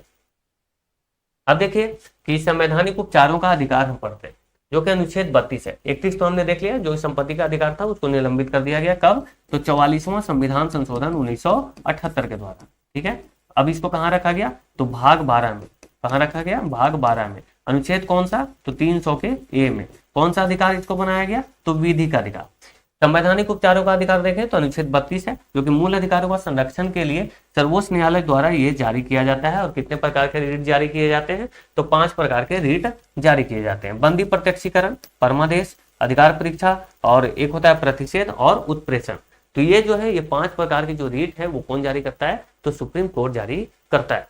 ये जो है उच्च न्यायालय भी ये जारी कर सकता है राज्यों के लिए। आगे चलते हैं। अब देखिए हम नीति निर्देशक सिद्धांत पढ़ेंगे दोस्तों, जो कि काफी इंपॉर्टेंट है और यहाँ से भी काफी क्वेश्चन बनते हैं। अब मुझे लगता है कि फंडामेंटल राइट्स हमने काफी अच्छे से पढ़ा है और आपको सारी चीजें जो है वो समझ में भी आई होगी, ठीक है। कहीं पे किसी को कोई दिक्कत हो तो आप मुझे बेझिझक कमेंट कर सकते हैं, ठीक है। चले अब हम क्या करते हैं, तो नीति निर्देशक सिद्धांत देखते हैं। तो नीति निर्देशक सिद्धांत जो है सबसे पहले तो जानो कि ये कहाँ से लिया गया। तो इसको लिया गया था आयरलैंड के संविधान से। कहाँ से? आयरलैंड। अच्छा, उसमें मैंने बताया नहीं कि मौलिक अधिकार जो है वो यूएसए के संविधान से लिया गया था, ठीक है। नीति निर्देशक तत्व जो है वो आयरलैंड के संविधान से लिया गया था। और नीति निर्देशक सिद्धांत क्या है? तो सबसे पहले तो आप जानिए कि वाद्य योग्य नहीं है। वाद योग मतलब इस पे आप बहस नहीं कर सकते हैं। जैसे यहाँ पे लिखा गया है कि समान नागरिक संहिता, जैसे यूसीसी का यहाँ पे वर्णन किया गया है। यूसीसी तो अभी तक तो यूसीसी नहीं लागू हुआ ना बहुत सारे देश राज्यों में। तो यूसीसी अब तक सोचो 1950 में हमारा संविधान लागू हुआ, तो उस समय के लोग बोलते कि भाई यूसीसी क्यों नहीं है, यहाँ तो लिखा हुआ। तो ऐसा नहीं है, आप इस पे बहस नहीं कर सकते। ये राज्यों के मन में होगा तब वो करेगा। ये बस बताता है कि जो सरकार है, सरकार का कर्तव्य क्या है, उसका दायित्व क्या है, उसको अपने लोगों के भलाई के लिए कैसे कदम उठाने चाहिए, क्या क्या करना चाहिए, जिससे कि क्या हो कि एक कल्याणकारी राज्य की स्थापना हो सके, ठीक है। तो इसके लिए आप क्या कर सकते हो? वाद्य योग नहीं है, इसके लिए आप न्यायालय में नहीं जा सकते। न्यायालय में इसका जो है कोई भी सुनवाई नहीं किया जाएगा, ठीक है। कोई दिक्कत तो नहीं। चलिए अब देखें तो आर्टिकल 343 से ए जो है वो 42वां संविधान संशोधन 1976 के द्वारा जोड़ा गया। 43 का ए यहाँ पे लिखा मैंने, 43 का ए जो है 42वां संविधान संशोधन 1976 के द्वारा जोड़ा गया। अच्छा, 42वां संविधान संशोधन में एक और चीज मैंने नहीं बताया, भूल गया मैं वहां पे। तो समाजवादी, पंथ निरपेक्ष और अखंडता, ये जो 3 शब्द है प्रस्तावना में, ये 42वां संविधान संशोधन 1976 में ही जोड़े गए। हालांकि उसको हम एक बार पूरा रिवाइज करेंगे, कुछ छूटेगा नहीं, ठीक है। चलिए तो 43 का ए जो है वो 42वां संविधान संशोधन के द्वारा जोड़ा गया और इसे औद्योगिक लोकतंत्र भी कहा जाता है। कि कौन सा? 43 का ए। और एक जो है 43 का बी, एक 43 का ए और एक जो है अनुच्छेद 43 का बी। ये ध्यान रखना, इसमें सहकारी संघवाद की बात हुई है, इसमें सहकारी संघवाद, इसमें 43 का बी में। और इसको कब जोड़ा गया? तो आप बोलेंगे 97वां संविधान संशोधन 2011 के द्वारा जोड़ा गया। कब? तो 97वां संविधान संशोधन 2011 के द्वारा। इसको तो सहकारी संघवाद को किसमें? तो नीति निर्देशक सिद्धांत में इसको जोड़ा गया। और इसमें क्या जोड़ा गया? तो भाग 9 के बी भी जोड़ा गया। भाग 9 के बी जोड़ा गया। भाग 9 बी, भाग 9 का बी, इसमें भी क्या वर्णन है? तो सहकारी संघवाद का ही वर्णन है। सहकारी संघवाद का वर्णन और कहाँ पे है? और कहीं पे है क्या? तो आप बोलेंगे बिल्कुल है, अनुच्छेद 19 के 1 के सब क्लॉज सी में। अनुच्छेद आर्टिकल 19 के ए के सब क्लॉज सी में, ठीक है। ये जो है सहकारी संघवाद का वर्णन तीनों जगह पे मिलता है। 43 के बी में जो कि नीति निर्देशक सिद्धांत में मिलता है, भाग 9 भी जोड़ा गया है जो कि सहकारी संघवाद की बात करता है। आर्टिकल 19A के सब क्लॉज सी है ना, ये इसमें भी जोड़ा गया जो कि फंडामेंटल राइट्स में वर्णन करता है किसका, तो सहकारी संघ सहकारी समितियां का। सहकारी संघवाद बोल दिया, सहकारी समितियां लिखना है भाई,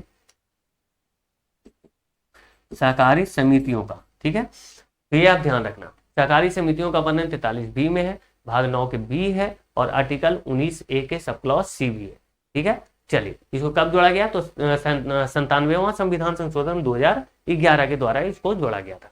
अब देखिए कि यहाँ पे कुछ अनुच्छेद मैंने लिखे हैं जो कि काफी इंपॉर्टेंट है, आपको याद होना चाहिए, ठीक है। देखिए, तो 48 नहीं 37 देखें तो न्यायालय द्वारा परिवर्तनीय ये नहीं है, पहले ही बता दिया गया। 40 में बोला गया कि ग्राम पंचायतों का गठन किया जाना चाहिए, ठीक है, ग्राम पंचायतों का गठन किया जाना चाहिए, ये बोला गया किसमें, तो अनुच्छेद 40 में, जो कि गांधी जी का एक सपना भी था। अनुच्छेद 44 समान नागरिक संहिता की बात करता है।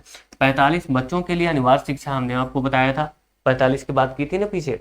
उसके बाद 48A जो कि पर्यावरण का संरक्षण का बात करता है कि राज्यों का ये दायित्व है कि पर्यावरण से संरक्षण करे, पर्यावरण का संरक्षण करे, उसका बचाव करे। 49 क्या कहता है कि राष्ट्रीय महत्व के स्मारक स्थान का ये संरक्षण करे, जो कि राष्ट्रीय महत्व के स्मारक है, कोई स्थान है, तो उनका क्या करना है, संरक्षण करना है, बचाना है।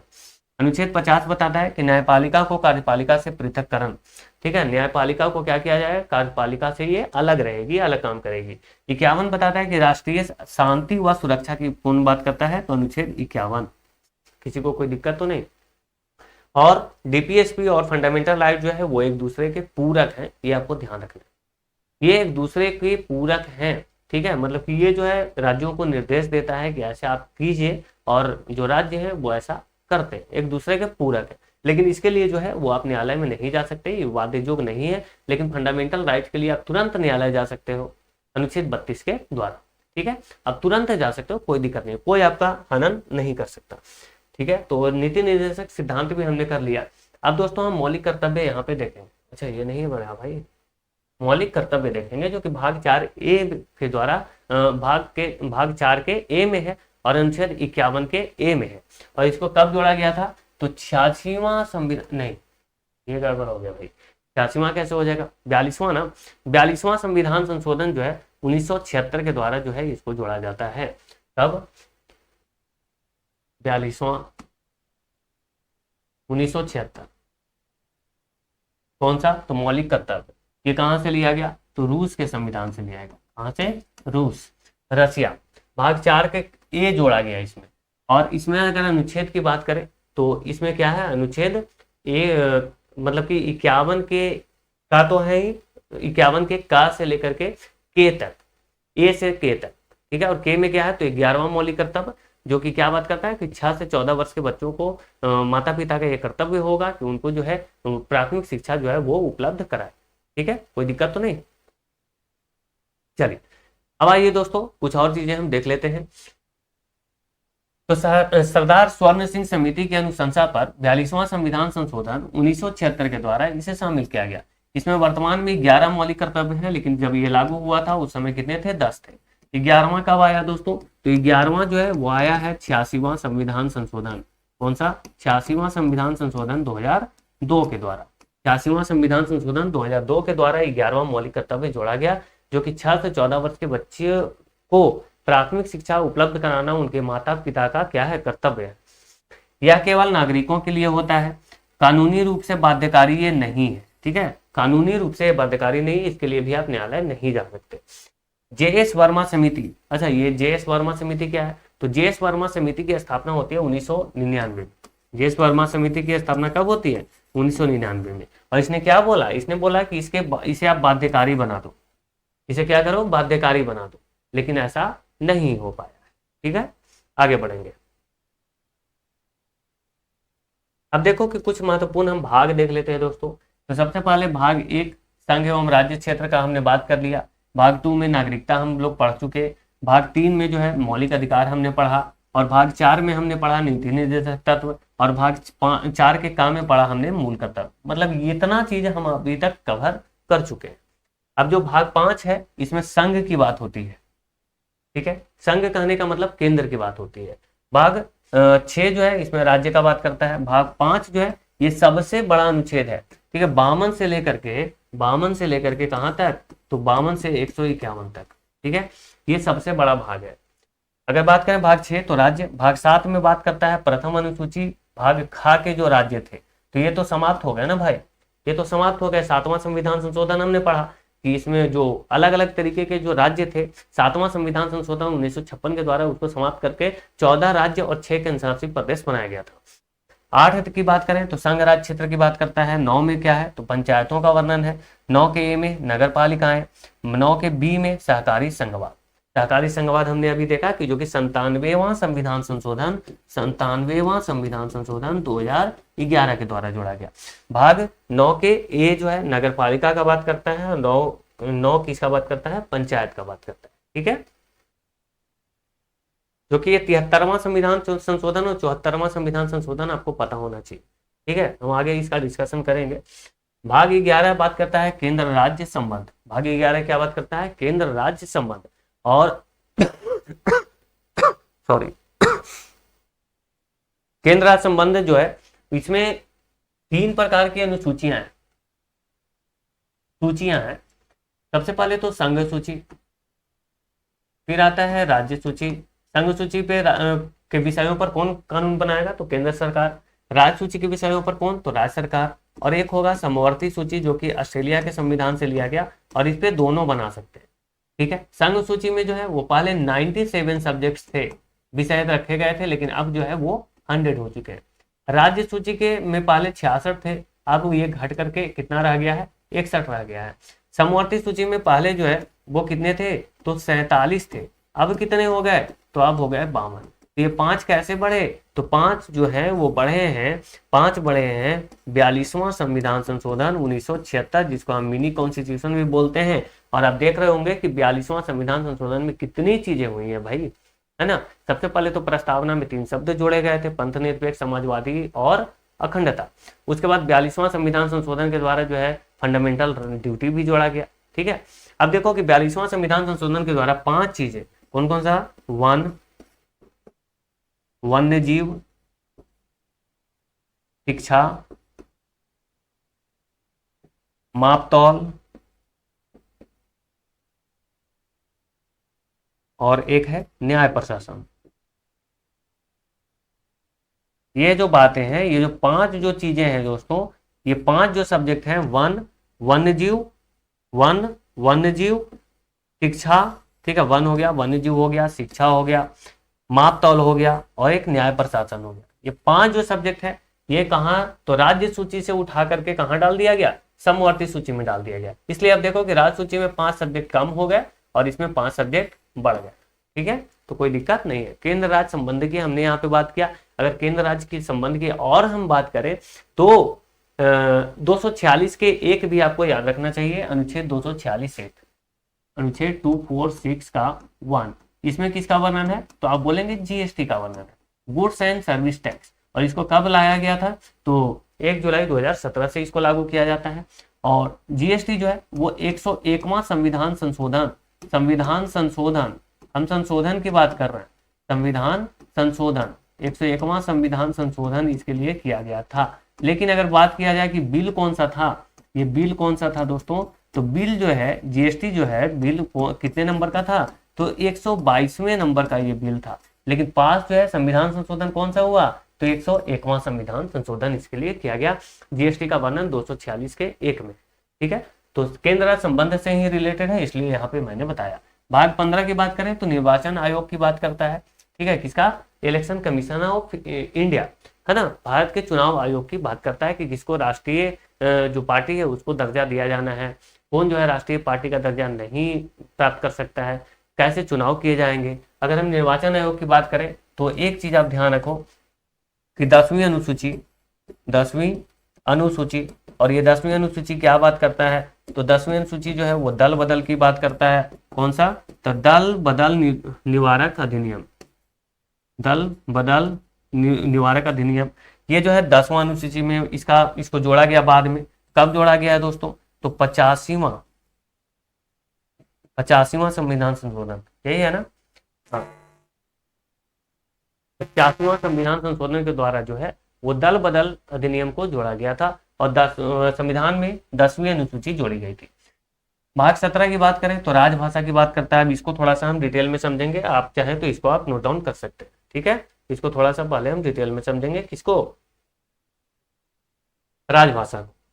तो राजभाषा की बात करें तो आपको सबसे पहले तो ये जानना होगा कि भाग 17 में एक अनुच्छेद आपको याद रखना है 343। कौन सा? 343। मैं एक एक चीजें यहाँ पे आपको लिखता चलूंगा। अनुच्छेद 343 ये बताता है कि भारत की जो राजकीय भाषा होगी, कौन सी? राजकीय भाषा। राजकीय भाषा, राजकीय भाषा कौन सी होगी? तो वो होगी हिंदी। राजकीय भाषा कौन सी होगी? तो हिंदी। और लिपि कौन सी होगी? तो लिपि जो है वो देवनागरी होगी। लिपि कौन सी होगी? तो देवनागरी। ये कौन सा अनुच्छेद बात करता है? तो अनुच्छेद 343 कहता है कि भारत की जो राजकीय भाषा है वो कौन सा होगा? हिंदी होगा और इसकी लिपि देवनागरी होगी।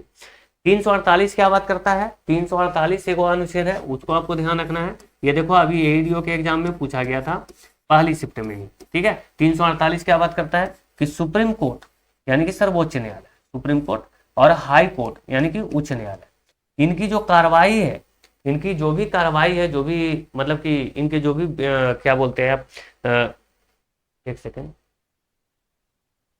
इनके जो कार्रवाई है, सही हम सही बोल रहे हैं इसमें। और आप चीजें जोड़ सकते हो, जैसे संसद की जो कार्रवाई है, कार्यवाही, संसद की कार्यवाही। कार्यवाही कहने का मतलब है कि कोई भी अगर बिल वगैरह अगर पेश किया जा रहा है उसकी मैं बात कर रहा हूँ, ठीक है। तो ये जो सारे काम हैं ये इसकी भाषा कौन सी होगी? तो इनकी भाषा इंग्लिश हो। अब देखो भाई, अब हम पे अगर कोई केस हो जाए, हमको इंग्लिश नहीं समझ में आ रहा है, तब तो हम ऐसे खड़े रहेंगे, मेरा वकील लड़ा, उसने क्या किया क्या नहीं किया, जज ने क्या फैसला किया, हमें कोई पता ही नहीं है, सिर्फ डायरेक्ट हमें जेल हो गया।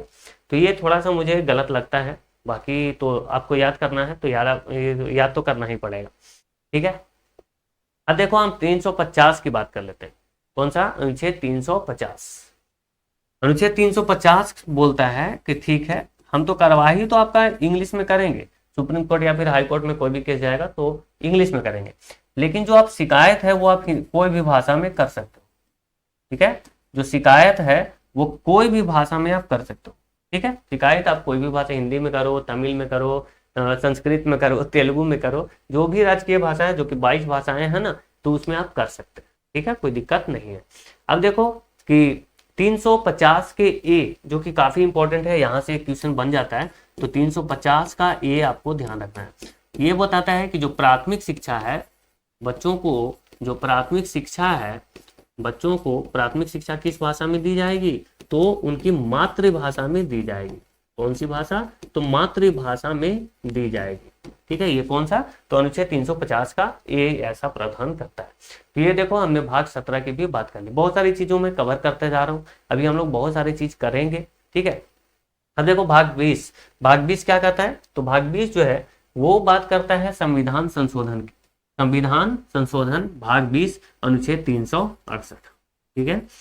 इसको हमने कहां से लिया? तो साउथ अफ्रीका यानी कि दक्षिण अफ्रीका के संविधान से इसको ग्रहण किया है, संविधान संशोधन की प्रक्रिया। और संविधान संशोधन की प्रक्रिया जो है वो 3 प्रकार से हो सकते हैं। 3 तरह के वोट इसके लिए चाहिए। एक तो होते हैं साधारण बहुमत। साधारण का बहुमत का मतलब हो गया क्या कि आधा से एक अधिक। एक हो गया विशेष बहुमत। क्या हो गया? एक हो गया विशेष, और एक क्या हो गया? तो विशेष प्लस आधे राज्यों का अनुसमर्थन।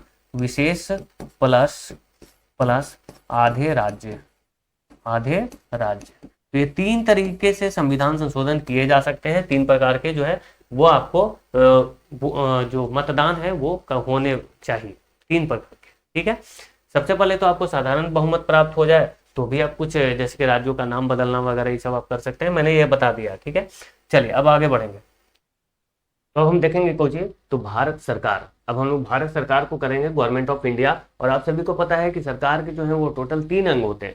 3 अंग कौन कौन से? तो विधायिका सबसे पहले क्या होंगे? तो विधायिका। दूसरा क्या होगा? कार्यपालिका। और तीसरा होगा न्यायपालिका। अच्छा न्यायपालिका कहाँ गया भाई? ओह यहाँ चला गया है, ये गड़बड़ है। न्यायपालिका इधर से इधर आ गया, कोई बात नहीं, यहाँ पे आप लिख लेना न्यायपालिका, ठीक है। न्यायपालिका, जुडिशियरी। अब देखेंगे कि कार्यपालिका क्या होता है। तो कार्यपालिका होता है जो काम करती है, ठीक है। सबसे पहले आप विधायिका समझिए, कोई भी कानून को बनाती है ये, ठीक है, वो हुआ विधायिका। कार्यपालिका क्या करती है, तो उस कानून को इम्प्लीमेंट करवाती है, जनता के बीच लेके जाती है, ठीक है। जबकि न्यायपालिका जो है वो कोई भी कानून ना टूटे इसका ख्याल रखती है, ठीक है। तो ये देखें तो विधायिका के अंग हैं कौन कौन, तो राज्यसभा, अनुच्छेद 80 में इसका वर्णन है, ध्यान रखना। राज्यसभा 80, इसको कैसे याद रखेंगे, तो सरला, सरला से याद रखेंगे, सा से एक सेकेंड, सरला ही है ना, हाँ। ये हो गया राज्यसभा, ये हो गया लोकसभा, और ये हो गया संसद, संसद, ठीक है, संसद, संसद। उसके बाद रा से राज्यसभा, ला से लोकसभा, 79, 80, 81, ठीक है। 81 में लोकसभा, 80 में राज्यसभा और 79 में संसद का वर्णन है, ठीक है। लोकसभा अनुच्छेद 81। कार्यपालिका के अंग होते हैं कौन, तो राष्ट्रपति, उपराष्ट्रपति, प्रधानमंत्री, उनके उनके जो भी मंत्रिमंडल होंगे वो। अगर बात करें कि न्यायपालिका कौन होगा, तो उच्चतम न्यायालय, उच्च न्यायालय और जिला न्यायालय, जो कोर्ट्स होंगे। अब इन सब के बारे में हमें पढ़ना है, ठीक है, एक एक करके ध्यान से। तो सबसे पहले हम भारत के राष्ट्रपति की बात करते हैं। अभी देखिए कि हमारे राष्ट्रपति द्रौपदी मुर्मू यहाँ पे आपको दिखते हुए, जो कि पहले आदिवासी राष्ट्रपति हैं भारत के। योग्यता की बात करें, सबसे पहले तो आप जानिए कि अनुच्छेद 52 से लेकर के 52 से लेकर के 62 तक यह राष्ट्रपति के जो वर्णन है वो 52 से 62 तक है। योग्यता की बात करें तो ये भारत का नागरिक होना चाहिए, और इसे देश का प्रथम नागरिक कहा गया है, देश का प्रथम नागरिक कहा गया है। न्यूनतम उम्र कितनी होनी चाहिए राष्ट्रपति के लिए, तो 35 वर्ष। सरकार में लाभ के पद पर नहीं होना चाहिए, ठीक है, लाभ के पद पर वो नहीं होने चाहिए। लोकसभा का सदस्य निर्वाचित होने की योग्यता वो रखते हों, तो इतना उनमें क्या होना चाहिए, योग्यता होना चाहिए, तब वो राष्ट्रपति के पद के लिए क्या है, योग्य माने जाएंगे। अब देखिए इनकी जो निर्वाचन है वो एकल संक्रमणीय मत प्रणाली के द्वारा की जाती है। कौन सी, एकल संक्रमणीय मत प्रणाली के द्वारा जो है इनका निर्वाचन किया जाता है, ध्यान रखेंगे। लोकसभा, राज्यसभा, राज्यों की विधानसभा, केंद्र शासित प्रदेश जैसे कि दिल्ली और पुदुचेरी और जम्मू कश्मीर, केंद्र शासित प्रदेश में 3, दिल्ली, पुदुचेरी और जम्मू कश्मीर के विधानसभा के निर्वाचित सदस्य। अब दिल्ली इसमें पहले शामिल नहीं था। दिल्ली को जो है आपको पता है 69वां संविधान संशोधन जो हुआ था 1991 में हुआ था।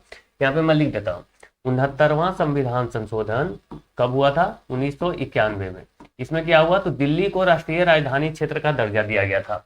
दिल्ली क्या हुआ, तो राष्ट्रीय राजधानी क्षेत्र का दर्जा इसको दे दिया गया। उसके बाद 70वां संविधान संशोधन किया गया 1992 में ही, और दिल्ली और पुदुचेरी के जो विधानसभा है, 70वां संविधान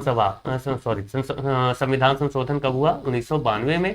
और इसमें दिल्ली, कहाँ के, दिल्ली और पुदुचेरी, दिल्ली और पुदुचेरी यहाँ के जो विधानसभा है, इन दोनों विधानसभा को शामिल किया गया राष्ट्रपति के चुनाव में। मतलब कि ये भी अब क्या कर सकते हैं, तो राष्ट्रपति के चुनाव का हिस्सा इनको बनाया गया, ये भाग ले सकते हैं, ठीक है। तो ये 2 संशोधन आपको याद रखना है। 69वां संविधान संशोधन जिससे क्या हुआ कि दिल्ली को राष्ट्रीय राजधानी क्षेत्र का दर्जा दिया गया।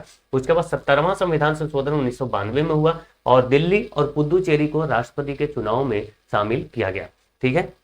अब देखिए राष्ट्रपति से संबंधित कुछ और हम फैक्ट्स देखेंगे, उनके उसके बाद इनके सारे शक्तियों का हम वर्णन करेंगे, और एक एक चीज हम ध्यान से समझते चलेंगे। सबसे पहले आप देखिए कि राष्ट्रपति जो है वो वीटो पावर का भी प्रयोग करते हैं। जैसे कि ज्ञानी जैल सिंह ने क्या किया था कि एक डाक विधेयक आया था, उसमें वीटो पावर का प्रयोग किया।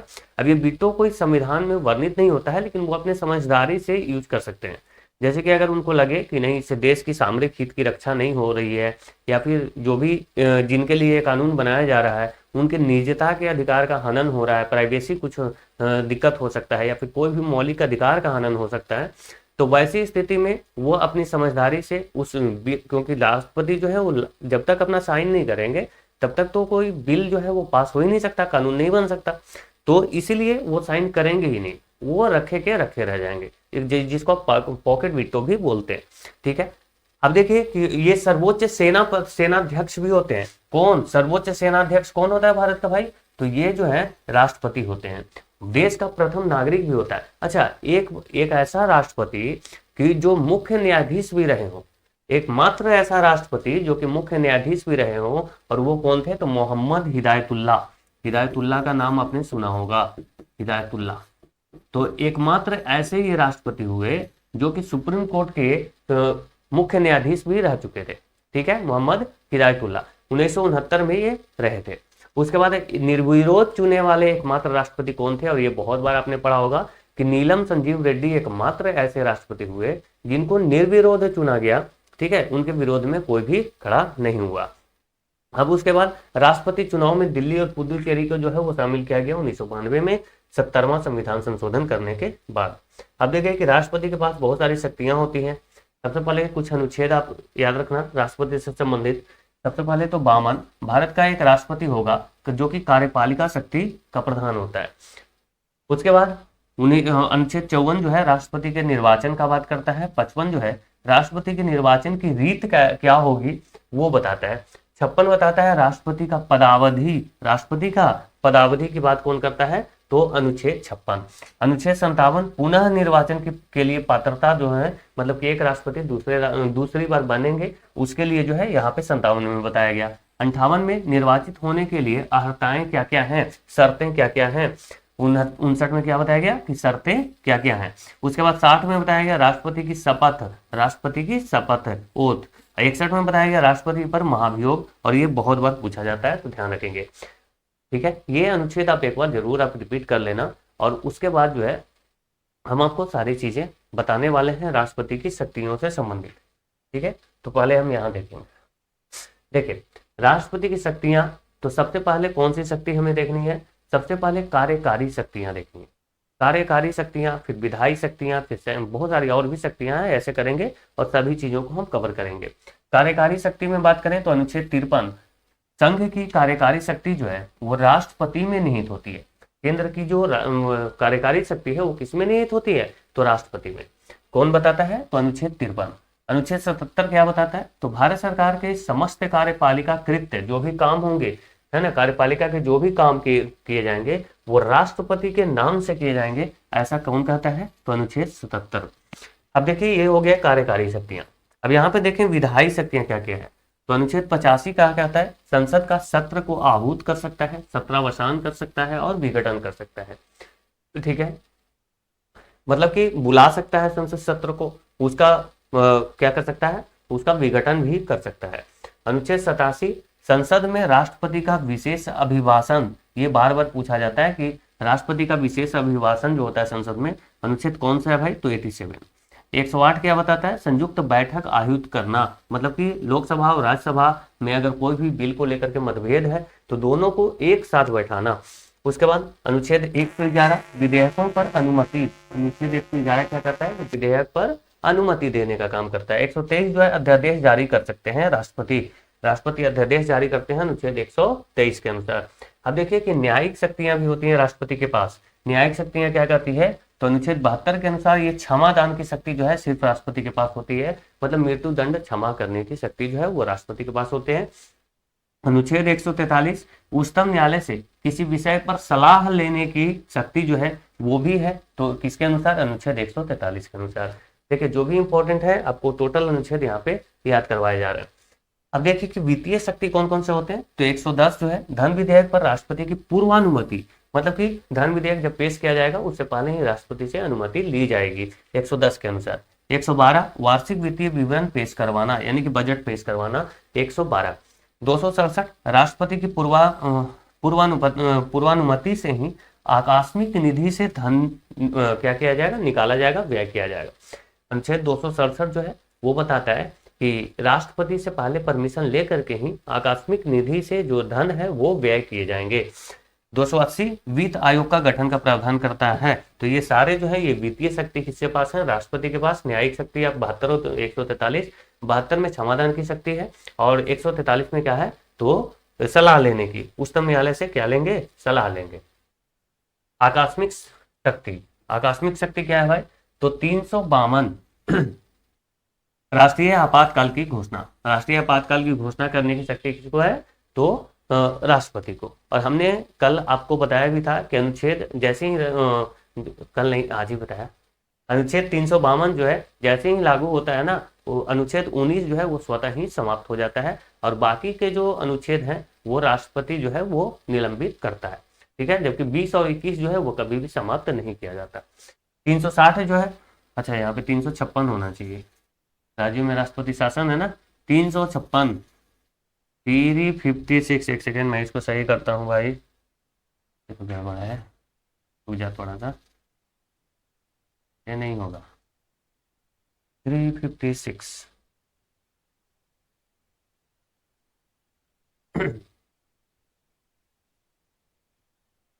356, ठीक है, हो गया भाई। अरे ठीक है, तो 356 क्या कहता है, राज्यों में राष्ट्रपति शासन की घोषणा कौन करेंगे, तो राष्ट्रपति लगा सकता है। 360 के अनुसार वित्तीय आपातकाल की घोषणा जो है वो कर सकते हैं कौन, राष्ट्रपति, लेकिन वित्तीय आपातकाल जो है वो अभी तक भारत में नहीं लगा। अब देखो दोस्तों कि हमने क्या पढ़ा, आपातकाल। अब क्या आपको आपातकाल अलग से पढ़ना पड़ेगा, नहीं नहीं पढ़ना पड़ेगा, आपातकाल के बारे में टोटल चीज मैंने बता रखा है ना, सारी अनुच्छेद भी आपको बता दिया कि कौन कौन निलंबित होगा, कैसे होगा, सारी बातें, तो कहानी खत्म है। अब आपातकाल हम अलग से नहीं पढ़ने वाले, क्योंकि इसके बारे में हम काफी चीजें पढ़ चुके हैं। अब देखो कि उपराष्ट्रपति के बारे में बात करें तो उपराष्ट्रपति जो है 63 से लेकर के 71 तक इनकी बात होती है, और भारत का नागरिक होंगे, और राज्यसभा के सभापति भी ये होते हैं। और राज्यसभा के सभापति के लिए जो है इनको क्या मिलता है, इनको वेतन दिया जाता है, इनको उपराष्ट्रपति पद के लिए नहीं दिया जाता। न्यूनतम उम्र जो है 35 वर्ष होना चाहिए, सरकार के में जो है वो लाभ के पद पर नहीं होना चाहिए, और राज्यसभा के सदस्य निर्वाचित होने की योग्यता रखते हो। जबकि जो एक सेकंड दोस्तों, अब कुछ गलत टाइप हो गया था क्या, राष्ट्रपति वाला में शायद मैंने राज्यसभा लिख दिया है क्या, नहीं ठीक है, लोकसभा लिखा हुआ है। लोकसभा सदस्य निर्वाचित होने की योग्यता रखते हैं कौन, राष्ट्रपति, जबकि उपराष्ट्रपति क्या रखते हैं, तो राज्यसभा जो है सदस्य निर्वाचित होने की योग्यता रखते हो कौन, उपराष्ट्रपति। सही है, यहाँ भी सही है।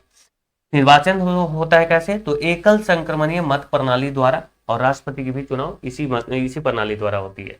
लोकसभा एवं राज्यसभा के निर्वाचित एवं मनोनीत सदस्य इसमें भाग ले सकते हैं। ठीक है, लोकसभा और राज्यसभा के। अब अनुच्छेद देखें तो अनुच्छेद 63 जो है उपराष्ट्रपति का पद की बात करता है, और 64 उपराष्ट्रपति जो है वो राज्यसभा के सभापति होंगे। ये कौन बताता है, तो 64 बताता है कि उपराष्ट्रपति जो है वो राज्यसभा के क्या होंगे, तो सभापति होंगे। 63 क्या बताता है कि जो भारत का एक उपराष्ट्रपति होगा। ठीक है, तो क्लियर है सारी चीजें, आगे बढ़ो, आगे बढ़ते हैं। उपराष्ट्रपति से इससे ज्यादा क्वेश्चंस नहीं बनते हैं दोस्तों। केंद्रीय मंत्री परिषद अब हम लोग देखते हैं। ठीक है, देखिए केंद्रीय मंत्री परिषद आपको ध्यान से समझना होगा। अनुच्छेद, आपको पता है कि जो लोकसभा का चुनाव होता है उसके जो विनर होते हैं, जो दल विनर होता है उसके जो मुखिया होते हैं उनको प्रधानमंत्री बनाया जाता है, और प्रधानमंत्री ही जो है वो केंद्रीय मंत्री परिषद के प्रमुख होते हैं। केंद्रीय मंत्री परिषद के तो ये तो हेड हो गया भाई, ठीक है। लेकिन कभी कभी क्या होता है कि जैसे कि लोकसभा में कितने टोटल सीटें हैं, टोटल 550। अच्छा, सांसद हम लोग आपको अभी बताया नहीं है ना, एक बार संसद हम बता देते हैं एक पेज लेकर के, ठीक है। अब टेंशन मत लेना, लास्ट में मैं बता दूंगा कि आगे संसद है क्या, उसके बारे में पढ़ेंगे। तो देखिए 550 सीटें हैं, ठीक है। हालांकि पहले 552 थे, लेकिन अभी जो है वो उसको दो जो आंग्ल भारतीय समुदाय को जो क्या किया जाता था, जो मनोनीत किया जाता था, उनको क्या किया गया, तो हटा दिया गया। ठीक है, इसको देखिए क्या बता रहा था। हाँ, तो कभी कभी क्या होता, ये तो प्रमुख हो गया, लेकिन क्या होता है कि कभी कभी मंत्री परिषद, मंत्री बहुत सारे लोग मंत्री को बना दिए जाते हैं, तो ऐसे में होता है दिक्कत। तो इसीलिए 2003 में एक संशोधन किया गया, 2003 में। और ये कौन सा संशोधन था, तो 91वां संविधान संशोधन, 91वां संविधान संशोधन। इसमें यह प्रावधान कर दिया गया कि मंत्री जो परिषद है उसका आकार 15% से अधिक नहीं होना चाहिए, 15% से अधिक नहीं होना चाहिए, लेकिन 12 से कम भी नहीं होना चाहिए, 12 से कम नहीं होना चाहिए। ठीक है, कम से कम मिनिमम 12 और अधिकतम जो है वो 15% से जाएगा। ये कहाँ है 12 से कम नहीं होंगे, तो ये राज्यों के लिए है, ये राज्यों में जो है वो 12 से कम नहीं होंगे, और संघ में क्या होगा 15% से अधिक नहीं होना चाहिए। उससे आप जितना चाहो आप कर लो, जितना में आपका काम चल जाए। अनुच्छेद 74 बताता है राष्ट्रपति की सहायता के लिए मंत्री परिषद होगा, जिसके प्रमुख कौन होंगे, तो प्रधानमंत्री होंगे। 75 प्रधानमंत्री की नियुक्ति की बात करता है, और 78 जो है राष्ट्रपति को सूचना संबंधी प्रधानमंत्री का यह दायित्व है कि राष्ट्रपति को हर बात की जानकारी पहुंचाए। उसके बाद राज्य मंत्रिपरिषद में, अगर ये तो केंद्रीय मंत्रिपरिषद हो गया, केंद्र में हो गए, जबकि राज्य में कौन होते हैं, तो मुख्यमंत्री होते हैं भाई हर राज्यों के लिए। तो 163 जो है राज्य मंत्रिपरिषद की बात करता है, और 164 के अनुसार क्या है, तो हर राज्य में एक मुख्यमंत्री की नियुक्ति की जाती है। ठीक है, यहाँ पे आइए, संवैधानिक पद व निकाय की बात करें तो अनुच्छेद 76 भारत का महान न्यायवादी की बात करता है, जो कि सरकार का विधिक अधिकारी होता है। महान्यायवादी अनुच्छेद कितना, तो अनुच्छेद 76, और ये सरकार का क्या होता है, तो विधिक अधिकारी होता है। किसी को कोई दिक्कत तो नहीं है। चलिए, अनुच्छेद जो है 165 महाधिवक्ता की बात करता है, और ये राज्य सरकार का वकील होता है। जबकि 148 भारत का नियंत्रक एवं महालेखा परीक्षक की बात करता है, जो कि सरकार के व्यय का लेखा जोखा रखता है। अभी हम विधानमंडल संसद आपको सारी बातों को मैं बता दूंगा, ठीक है, तो इस बात की टेंशन आपको नहीं लेना है। अब देखिए कि अनुच्छेद 280 जो है वित्त आयोग का गठन का प्रावधान करता है। हमने ये वित्तीय शक्ति में देखा था राष्ट्रपति का। उसके बाद 315 जो है यूपीएससी की बात करता है, यूनियन पब्लिक सर्विस कमीशन, संघ लोक सेवा आयोग। 324 के अनुसार निर्वाचन आयोग है ना, 324 में निर्वाचन आयोग का वर्णन है। निर्वाचन जो है भाग 15 में इसका वर्णन है, 324 से 329। अब देखो संसद, हाँ तो यहीं पे समझाना बेटर होगा। ठीक है, संसद की बात कर लेते हैं। तो संसद के मुख्य प्रकार से देखें तो 3 इसके अंग होते हैं, अगर हम राष्ट्रपति को मिला ले तो। ठीक है, सबसे पहले तो एक होते हैं लोकसभा। क्या होता है, लोकसभा, और इसके लिए क्या होता है, तो चुनाव करवाए जाते हैं 5 साल के बाद। मतलब कि इसका जो कार्यकाल होता है वो कितना होता है, तो 5 वर्ष का होता है। और एक होता है राज्यसभा। क्या होता है, राज्यसभा, और इसके लिए चुनाव नहीं करवाए जाते। ठीक है, और इसलिए इसका कोई कार्यकाल नहीं होता है। बहुत सारे जगह पे आपको मिलेगा कि 6 वर्ष का कार्यकाल होता है लोकसभा का, लेकिन ऐसा नहीं है। लोकसभा के सदस्यों का कार्यकाल होता है 6 वर्ष का। ठीक है, क्योंकि हर जो 2 वर्ष बाद है ना, 2 वर्ष बाद कितने सदस्य, तो 1/3 सदस्य जो है वो सदस्य इससे निष्कासित किए जाते हैं, और उसके स्थान पर दूसरे सदस्य जो है वो शामिल कर लिए जाते हैं। कोई दिक्कत तो नहीं। तो हर जो 2 वर्ष के बाद 1/3 सदस्य जो है वो निष्कासित कर दिए जाते हैं। और इस तरह से देखेंगे तो 6 वर्ष बाद पूरा 3/3 हो जाएगा ना, तो पूरा वो उनका कार्यकाल समाप्त हो जाएगा सदस्य का। मतलब कि 2-2 साल बाद ऐसा चलता रहता है। और इस प्रकार से आप देखेंगे तो मान के चलो कि आज अगर जो है वो किसी सदस्य का नियुक्ति हुआ तो 6 साल बाद उसका फिर रिटायरमेंट होगा।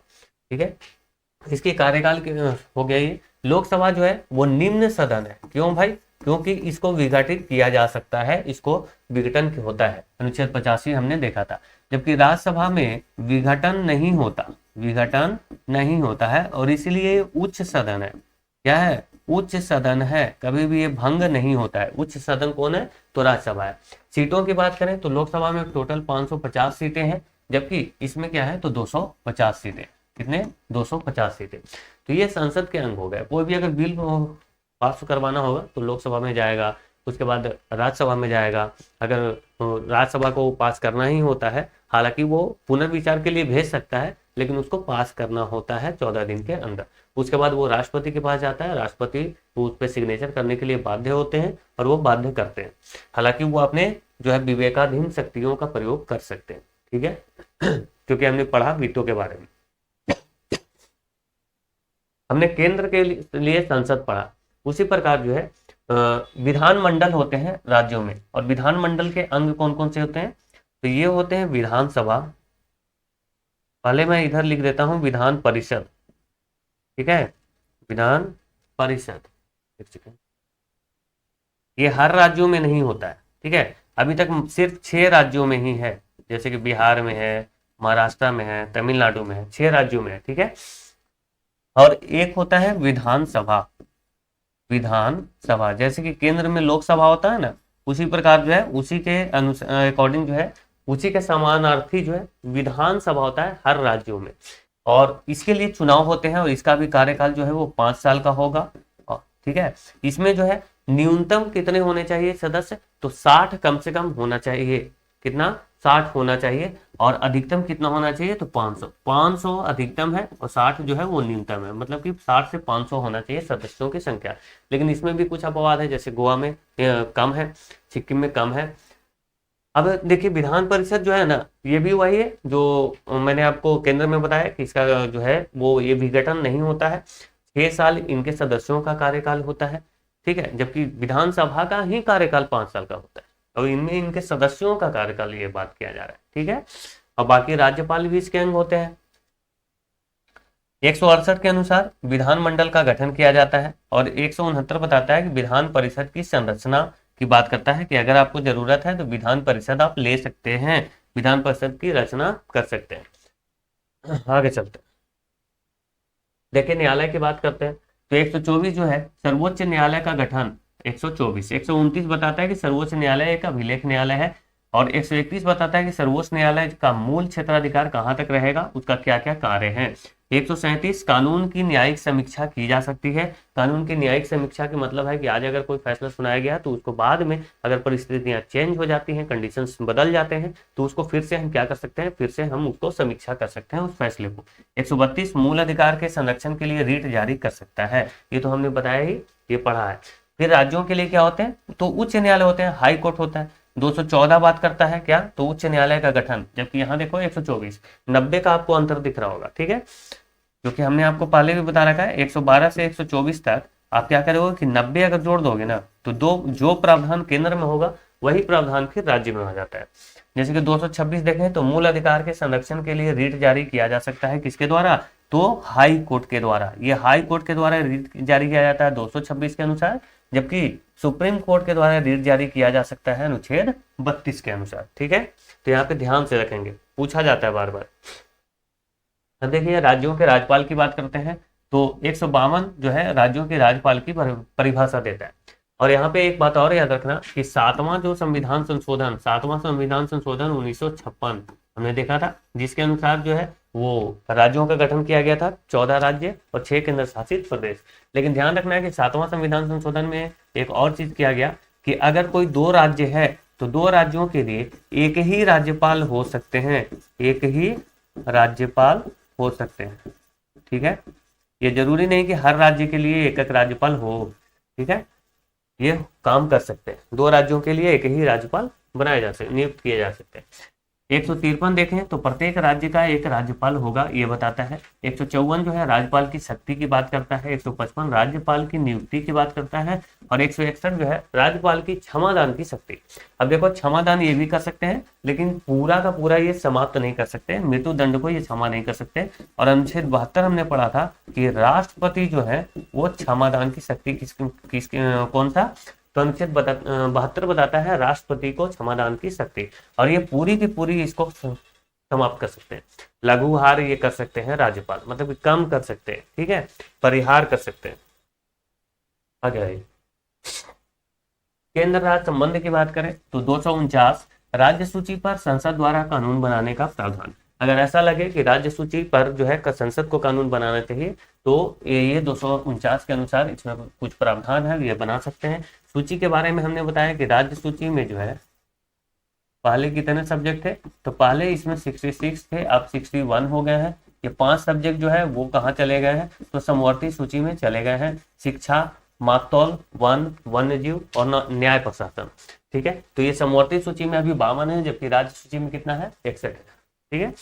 अनुच्छेद 262 जो है नदी जल विवाद की बात करता है, ये काफी इंपॉर्टेंट है, ठीक है, ध्यान रखेंगे। 263 जो है अंतरराज्यीय परिषद की बात करता है। 266 संचित निधि और 267 आकस्मिक निधि। आकस्मिक निधि का हमने चर्चा किया था राष्ट्रपति वाला में, है ना, कि उनके बिना पूर्वानुमति के इसमें से धन जो है वो व्यय नहीं किया जा सकता है। अब देखिए कि कुछ हम यहाँ पे अनुसूचियां करेंगे, उसके बाद हम 2-4 चीजें और करेंगे। टाइम कितना हुआ है, 1 घंटा 24-25 मिनट हो गया। देखिए पहला की बात करें तो राज्य एवं संघ राज्य क्षेत्र, पहली अनुसूची में राज्य एवं संघ राज्य क्षेत्र की बात है। अनुसूची पूछा जाता है तो इसको ध्यान से समझेंगे, क्योंकि बहुत सारे बदलाव भी हुए हैं इसमें कुछ समय समय पे। दूसरी की बात करें तो राष्ट्रपति तथा अन्य उच्च अधिकारियों के वेतन। सबसे पहले क्या हुआ कि आप एक जमीन खरीदोगे और उसके बाद जो है कुछ अधिकारी के वेतन है ना, अधिकारी के वेतन। तीसरी बात कि शपथ लिया जाएगा, मतलब कि अनुसूची तीसरे में क्या बात है, तो शपथ की। चौथे में राज्यसभा में सीटों का आवंटन, राज्यसभा में सीटों का आवंटन। और ये चौथी अनुसूची ऐसी अनुसूची है ना कि इसमें अगर कोई भी अगर बदलाव करना है तो आपको विशेष बहुमत प्लस आधे राज्यों का अनुसमर्थन चाहिए, ठीक है, तो ध्यान रखेंगे। पांचवी जो है अनुसूचित क्षेत्र और एसटी के प्रशासन और नियंत्रण की बात करता है। छठी जो है असम, मेघालय, त्रिपुरा और मिजोरम के जनजातीय क्षेत्र का बात करता है। और सातवीं केंद्र एवं राज्यों के बीच शक्तियों का विभाजन, ठीक है, ये सातवीं अनुसूची बात करता है केंद्र एवं राज्यों के बीच जो है वो शक्तियों का विभाजन, ठीक है। आठवीं इसमें भाषाओं की बात है।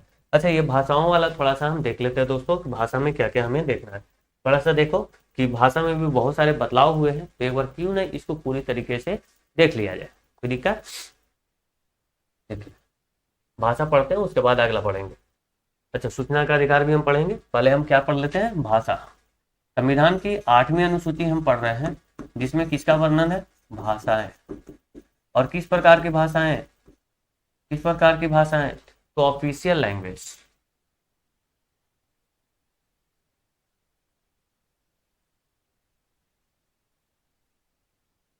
ऑफिशियल लैंग्वेजेस, राजकीय भाषा।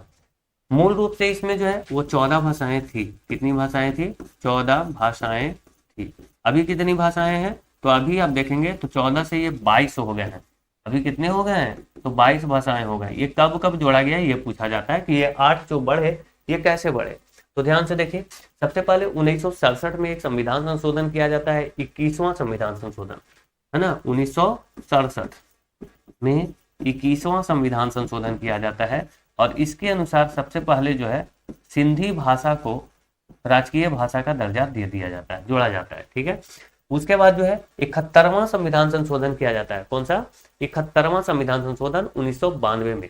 हमने 69वां पढ़ा दिल्ली वाला, फिर 70 भी पढ़ा, दिल्ली और पुदुचेरी को राष्ट्रपति चुनाव में शामिल किया गया। 71वां भी पढ़ रहे हैं। देखो कैसे कनेक्ट हम लोग करते जा रहे हैं, जहां पे जो चीज की जरूरत है वहां पे पढ़ रहे हैं, ठीक है। तो जो 71वां संविधान संशोधन ये 1992, 71वां, ये इसमें क्या हुआ कि नमक जोड़े गए। नमक का मतलब क्या है, नेपाली, मणिपुरी और कोंकणी, ठीक है। नेपाली, मणिपुरी और कोंकणी ये 3 भाषाएं जोड़ी गई। तब तो 1992 में कौन सा संविधान संशोधन, तो 71वां संविधान संशोधन।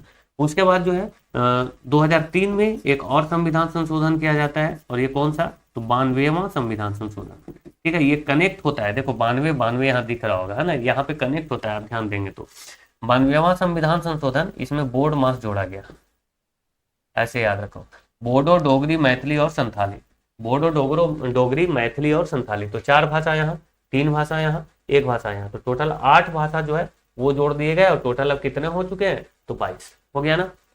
तो ये बस आपको ध्यान रखना था। उसके बाद हम देखते हैं 9वीं अनुसूची, सब एक एक बात ध्यान से ध्यान रखेंगे। अब देखिए 9वीं अनुसूची जो है कुछ अधिनियमों और विनियमों का विधि मान्यकरण इसमें किया गया और इसको भी बाद में जोड़ा गया। कब जोड़ा गया, तो संविधान की जो पहली जो संविधान संशोधन हुआ जिसको 1951 में हुआ, पहली संविधान संशोधन कब हुआ, तो 1951 में। इसी में जोड़ना पड़ा 9वीं अनुसूची। 9वीं अनुसूची कब जोड़ा गया, तो पहली संविधान संशोधन 1951 के द्वारा। 10वीं अनुसूची जो है वो दल बदल की बात करता है। इसको कब जोड़ा गया, तो इसको जोड़ा गया 52वां संविधान संशोधन, पहले संविधान संशोधन लिखते हैं, 52वां संविधान संशोधन 1985 के द्वारा। 52वां संविधान संशोधन 1985 के द्वारा जो है वो दल बदल निवारक जो अधिनियम है वो बनाया गया और संविधान में 10वीं अनुसूची जोड़ी गई। उसके बाद बात करते हैं कि 11वीं अनुसूची कब जोड़ी गई, तो 73वां संविधान संशोधन 1992। और इसमें जो है पंचायत के लिए टोटल 29 सब्जेक्ट रखे गए। कितने सब्जेक्ट रखे गए, 29 सब्जेक्ट रखे गए। यहाँ पे ध्यान रखेंगे, विषय पूछा जाता है कि 11वीं अनुसूची में कितने विषयों का वर्णन है, तो आप बोलेंगे 29 विषयों का वर्णन है। और इसको 1992 में 11वां अनुसूची जोड़ा गया, पंचायती राज की बात करता है, 73वां संविधान संशोधन द्वारा जोड़ा गया। 12वीं अनुसूची भी इसी समय जोड़ी गई जिसमें नगर पालिका से संबंधित उपबंध किए गए और इसको कब जोड़ा गया दोस्तों? तो 74वां संविधान संशोधन। कौन सा? 74वां संविधान संशोधन है, ये भी 1992 में ही हुआ। ठीक है, और इसमें टोटल सब्जेक्ट्स कितने रखे गए? तो 18 सब्जेक्ट्स रखे गए। इतने 18 सब्जेक्ट, 18 विषय इसमें रखे गए हैं 12वीं अनुसूची में। अब देखो कि यहाँ से, क्योंकि मूल रूप से ये तो 8 पहले से थे, ठीक है, ये बाद में जो जोड़े गए तो संविधान संशोधन से जोड़ा गया होगा। तो पहले के लिए पहला संविधान संशोधन हुआ, मतलब कि 9वीं के लिए, और 10वीं के लिए 52वां संविधान संशोधन हुआ, 11वीं के लिए 73वां संविधान संशोधन, और 12वां के लिए 74वां संविधान संशोधन। ठीक है, सबका ईस्वी सन लिखा हुआ है और कुछ फैक्ट्स भी हमने लिख दिए।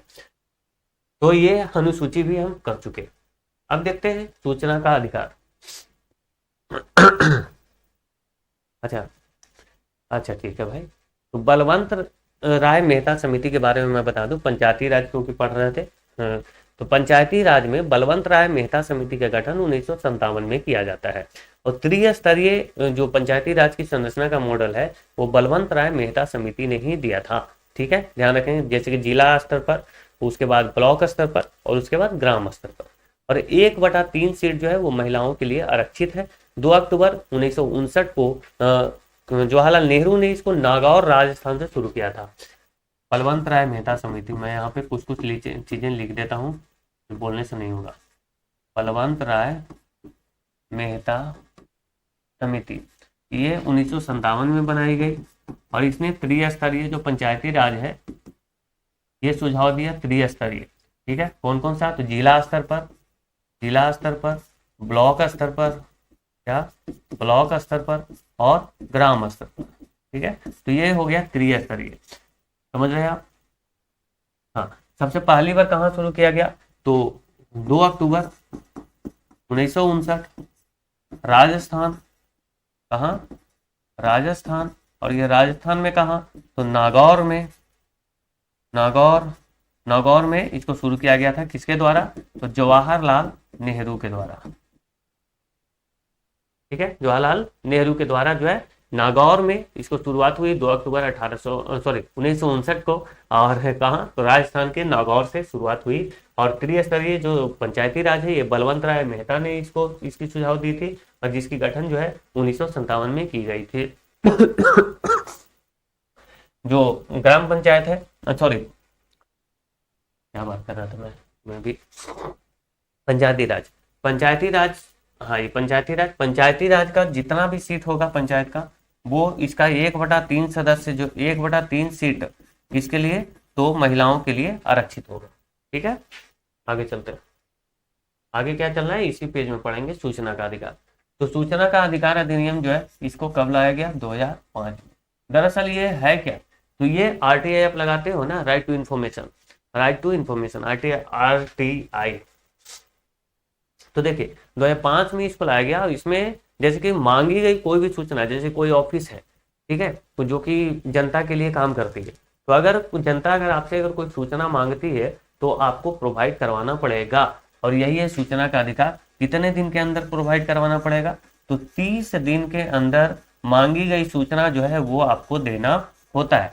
मतलब ऑफिस की तरफ से जो है वो जवाब दिया जाता है। लेकिन अगर जीवन मरण का अगर कोई सवाल हो, कैसा? जीवन या फिर मृत्यु का कोई सवाल हो, जीवन मरण का अगर सवाल हो, तब क्या होगा? तो आपको 48 घंटे के अंदर आपको रिप्लाई आएगा, 48 घंटे के अंदर। लेकिन नहीं भी आ सकता है। तो कब नहीं आ सकता है दोस्तों? जब ऐसा कोई सवाल हो जिससे क्या देश की अखंडता, एकता का खतरा हो, ठीक है, सामरिक हित की खतरा हो, तो ऐसे सवाल जो है वो ऐसे सूचना आपको प्रोवाइड नहीं करवाई जाएगी। ठीक है, तो सूचना का अधिकार 2005 में आया। मेन यही है, कितने दिन के अंदर जो है आपको सूचना दी जाती है? तो 30 दिन के अंदर मांगी गई सूचना देना काम होता है। लेकिन अगर जीवन या मृत्यु से जुड़ा कोई सवाल हो तो 48 घंटे के अंदर आपको जवाब आएगा। लेकिन अगर देश की सामरिक हित या फिर अखंडता या फिर एकता, इसकी अगर राष्ट्र की एकता अखंडता के को अगर खतरा हो आपके सवाल के जवाब देने से, तो वो आपको जवाब नहीं भी दिया जा सकता है। ठीक है, आगे आइए अब हम एक बार जो है रिवाइज कर लेते हैं पूरा का पूरा संविधान संशोधन। ठीक है, बहुत आप देखेंगे कि अगर अभी तक आपने यहाँ तक पढ़ा होगा ना, तो आपको बहुत सारी चीजें ऐसी हैं जो आपको यहाँ पे याद मिलेगी। स्लाइड ठीक है, तो पहला संविधान संशोधन हम पढ़ चुके हैं कि 9वीं अनुसूची जोड़ी गई, इसमें तो कोई किसी को डाउट नहीं है। 7वां भी हम पढ़ चुके हैं कि उन्हीं, यहाँ पे 14 राज्य हो गए भाई, 14 राज्य और 6 केंद्र शासित प्रदेश जोड़े गए। लोकसभा की सीट जो है 500 से 525 किया गया, फिर 525 से 545 किया गया कब, तो 31वां संविधान संशोधन 1973 में, क्योंकि अभी कितने थे, अभी 550 है, 52 है लेकिन वो मनोनीत करने वाला उसको हटाया गया। फिर 545 से 552 किया गया 1987 में, जिस समय गोवा बना था, है ना, गोवा को राज्य की दर्जा मिली थी। तो ये वाला जो है, ये वाला काम यहाँ पे हुआ है, बाकी जो है ये अलग है, ठीक है। 2 या 2 से अधिक राज्यों के लिए एक राज्यपाल होंगे, ठीक है, ये हमने पढ़ा, या फिर 2 या 2 से अधिक राज्यों के लिए एक ही हाईकोर्ट भी हो सकता है, ये 7वां संविधान संशोधन 1956 के द्वारा प्रावधान किया गया। 10वां हम लोग ये नहीं पढ़े, दादर और नगर हवेली भारतीय संघ में शामिल किए गए। 12वां के द्वारा जो है गोवा, दमन और दीव भारतीय संघ में शामिल किए गए। उसके बाद 14वां के अनुसार पुदुचेरी भारतीय संघ में शामिल किए गया, और सब जो है ये लगभग 61-62 में ही हुए हैं। 18वां संविधान संशोधन 1966 पंजाब का पुनर्गठन किया गया और हरियाणा और चंडीगढ़ जो है वो बना दिया गया, ठीक है। यहाँ पे 21वां संविधान संशोधन हम पढ़ चुके हैं। संविधान की 8वीं अनुसूची में सिंधी भाषा जोड़ी गई, हमने पढ़ा था ना 21वां। उसके बाद 71वां के में क्या जोड़ा गया, नमक यानी कि नेपाली, मणिपुरी और कोंकणी। 92वां संविधान संशोधन 2003 के द्वारा बोडो, डोगरी, मैथिली और संथाली जोड़ा गया। मैं जल्दी थोड़ा सा अगवक में हूँ, है ना, ये थोड़ा सा ब्लर कर रहा है, इसको थोड़ा सा सही करते हैं। अब देखिए, फिर 24वां संविधान संशोधन 1971, संसद को मौलिक अधिकारों सहित किसी भी भाग में संशोधन का अधिकार। हम लोग इसको भी पढ़ चुके हैं, इंदिरा गांधी वाला, है ना, याद कीजिए वो कहानी। 36वां संविधान संशोधन 1975, सिक्किम जो है वो 22वां राज्य हमारा बनता है, और 26वां 1971 में होता है। प्रीवी पर्स समाप्त किया गया। प्रीवी पर्स क्या है, पहले जो जो भी प्रांत थे, वहां के जो राजा थे, उनको क्या किया गया कि भारत में तो शामिल कर ही लिया गया, लेकिन जो है उनको कुछ वेतन भी दिया जाता था, जो राजा थे वो, क्योंकि वो तो कोई काम नहीं कर सकते ना भाई, राजा है कैसे काम करेगा, तो इनको कुछ वेतन दिया जाता था। इसको जो है 1971 में समाप्त कर दिया गया। 42वां, अब देखो मिनी कॉन्स्टिट्यूशन, बहुत सारी चीजें हम पढ़ चुके हैं। पंथ निरपेक्ष, समाजवादी और अखंडता जोड़ा गया, पढ़े अभी। मौलिक कर्तव्य जोड़ा गया, भाग 4A, है ना, अनुच्छेद 51A, है ना, 10 फंडामेंटल राइट इसमें जोड़े गए। उसके बाद शिक्षा, वन, वन्य जीव, मापतौल और न्याय प्रशासन जो है, ये क्या किया गया कि इसको राज्य सूची से हटा करके समवर्ती सूची में डाल दिया गया। राष्ट्रपति मंत्रिपरिषद की सलाह के लिए बाध्य है, ठीक, सॉरी, मंत्रिपरिषद की सलाह मानने के लिए बाध्य है कौन, तो राष्ट्रपति। लोकसभा विधानसभा का कार्यकाल जो है वो 6 वर्ष किया गया। ठीक है, यहाँ पे देखो कि 6 वर्ष कर दिया गया, लेकिन इसको फिर 5 वर्ष कब किया गया, जस्ट तुरंत कर दिया जाएगा। 44वां संविधान संशोधन 1978 में ही कर दिया गया। लोकसभा और विधानसभा का कार्यकाल फिर से 5 वर्ष हो गया, और अभी भी 5 साल ही है। राष्ट्रीय आपातकाल जो है आंतरिक अशांति से सशस्त्र विद्रोह इसमें जोड़ेगा। राष्ट्रीय आपातकाल जो है उसमें बोला गया कि राष्ट्रीय आपातकाल कब लगाया जाएगा, तो जब आंतरिक अशांति होगी, लेकिन आंतरिक अशांति हटा दिया गया तो वहां पे सशस्त्र विद्रोह जो है वो शब्द जोड़ा गया। संपत्ति के अधिकार जो है वो कानूनी अधिकार बन गया, और इसको 300 के ए में जोड़ा गया, भाग 12 हमने आपको बताया। 52वां संविधान संशोधन दल बदल, 10वीं अनुसूची जोड़ी गई। 56वां 1987 गोवा को राज्य का दर्जा मिला। 71वां जो है 61वां 1989 लोकसभा और विधानसभा मताधिकार की उम्र जो है वो कितना किया गया, तो 21 वर्ष से घटा करके 18 वर्ष कर दिया गया। 61वां संविधान संशोधन ध्यान रखेंगे। 69वां संविधान संशोधन 92 में हुआ, दिल्ली राष्ट्रीय राजधानी क्षेत्र बनी, पढ़ चुके हैं। 71वां जो है नेपाली, मणिपुर, कोंकणी पढ़ चुके हैं। 73वां जो है पंचायती राज, 11वीं अनुसूची जोड़ी गई, पढ़ चुके हैं। 74वां 1992 में नगरीय स्थानीय शासन, और इसमें 12वीं अनुसूची जोड़ी गई, 18 सब्जेक्ट रखे गए, ये हम पढ़ चुके हैं। तो देखो कितना सारी चीजें जो है वो पढ़े हुए आपको मिल रहे हैं। 86वां संविधान संशोधन में प्राथमिक शिक्षा जो है वो जोड़ी गई। 86वां संविधान संशोधन 2002 अनुच्छेद 21A जोड़ा गया, आर्टिकल 45 में संशोधन किया गया। फिर 11वां फंडामेंटल राइट भी जोड़े गए, सॉरी फंडामेंटल ड्यूटी, मौलिक कर्तव्य। 91वां संविधान संशोधन 2003, मंत्रिपरिषद का आकार 15% होगी, इससे अधिक नहीं हो सकती, ये भी हम लोग पढ़ चुके। 92वां संविधान संशोधन बोडो, डोगरी, मणिपुरी, मैथिली होगा ना, मैथिली और संथाली, ठीक है। 93वां संविधान संशोधन 2006 ओबीसी को शिक्षण संस्थानों में 27% का आरक्षण दिया गया। ठीक है, कब? तो 93वां संविधान संशोधन 2006। 99वां संविधान संशोधन 2015 में होता है, और राष्ट्रीय न्यायिक नियुक्ति आयोग का गठन किया जाता है। सुप्रीम कोर्ट द्वारा इसको असंवैधानिक घोषित कर दिया गया, इसको रद्द कर दिया गया है। ठीक है, ध्यान रखेंगे। मतलब कि इसमें जो है न्यायाधीशों की नियुक्ति कैसे होगी, उसमें उसके नियुक्ति में कौन कौन से व्यक्ति शामिल होंगे, इसके लिए एक संशोधन किया गया था, लेकिन सुप्रीम कोर्ट ने उसको क्या कर दिया, असंवैधानिक घोषित कर दिया। 100वां संविधान संशोधन, ये मोस्ट इंपॉर्टेंट है, भारत और बांग्लादेश भूमि हस्तांतरण से संबंधित है। 101वां हमने पढ़ लिया अभी, जीएसटी। 102वां संविधान संशोधन 2018 में हुआ, जिसमें ओबीसी को संवैधानिक दर्जा दिया गया। उसके बाद 103वां संविधान संशोधन 2019 में हुआ, जिसमें ईडब्ल्यूएस यानी इकोनॉमिकल वीकर सेक्शन जो है उनको 10% आरक्षण दिया गया, इकोनॉमिकली वीकर सेक्शन। ये देखिए 104वां संविधान संशोधन 2020, अभी हमने बताया था कि लोकसभा विधानसभा में एससी एसटी का आरक्षण और 10 वर्ष बढ़ा दिया गया। अब कितना? तो 10 वर्ष तक बढ़ा दिया गया। लोकसभा में आंग्ल भारतीय जो आरक्षण था वो समाप्त कर दिया गया। जो 2 व्यक्तियों को जो मनोनीत करने का काम किया जाता था, 2 व्यक्ति पहले मनोनीत होते थे, वो समाप्त कर दिया गया। कब? 2020 में 104वां संविधान संशोधन के द्वारा। 105वां संविधान संशोधन 2021, सामाजिक तथा शैक्षणिक रूप से पिछड़े वर्ग की पहचान राज्य करेंगे। कौन करेंगे? राज्य करेंगे। सामाजिक तथा शैक्षणिक रूप से जो पिछड़े हुए लोग हैं वो उनका पहचान कौन करेंगे, ये अधिकार दिया गया राज्यों को। 106वां संविधान संशोधन 2023 में, इसको नारी शक्ति वंदन अधिनियम भी कहा जाता है, नारी शक्ति वंदन अधिनियम 2023।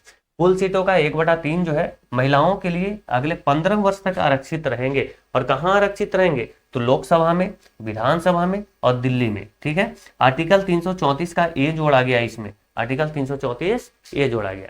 तो देखिए यहाँ पे हमने टोटल जो है वो आपके सामने संविधान संशोधन भी आपके सामने हमने यहाँ रख दिए हैं। ये क्या आ गया भाई? ओए, ये कहाँ से आया है? क्या ये? ओए, रुकना भाई, पूरा का पूरा गायब हो गया। चलो कोई बात नहीं। तो दोस्तों आपने देखा कि हम लोगों ने शुरुआत से शुरू किया, संविधान सभा से शुरू किया, उसके बाद भाग 1 मतलब प्रस्तावना उठाया, उसके शब्दों को समझा, भाग 1 से करते हुए हम लोग पूरा संविधान को समाप्त कर दिया। और लगभग अभी 2 घंटे का भी समय नहीं हुआ है।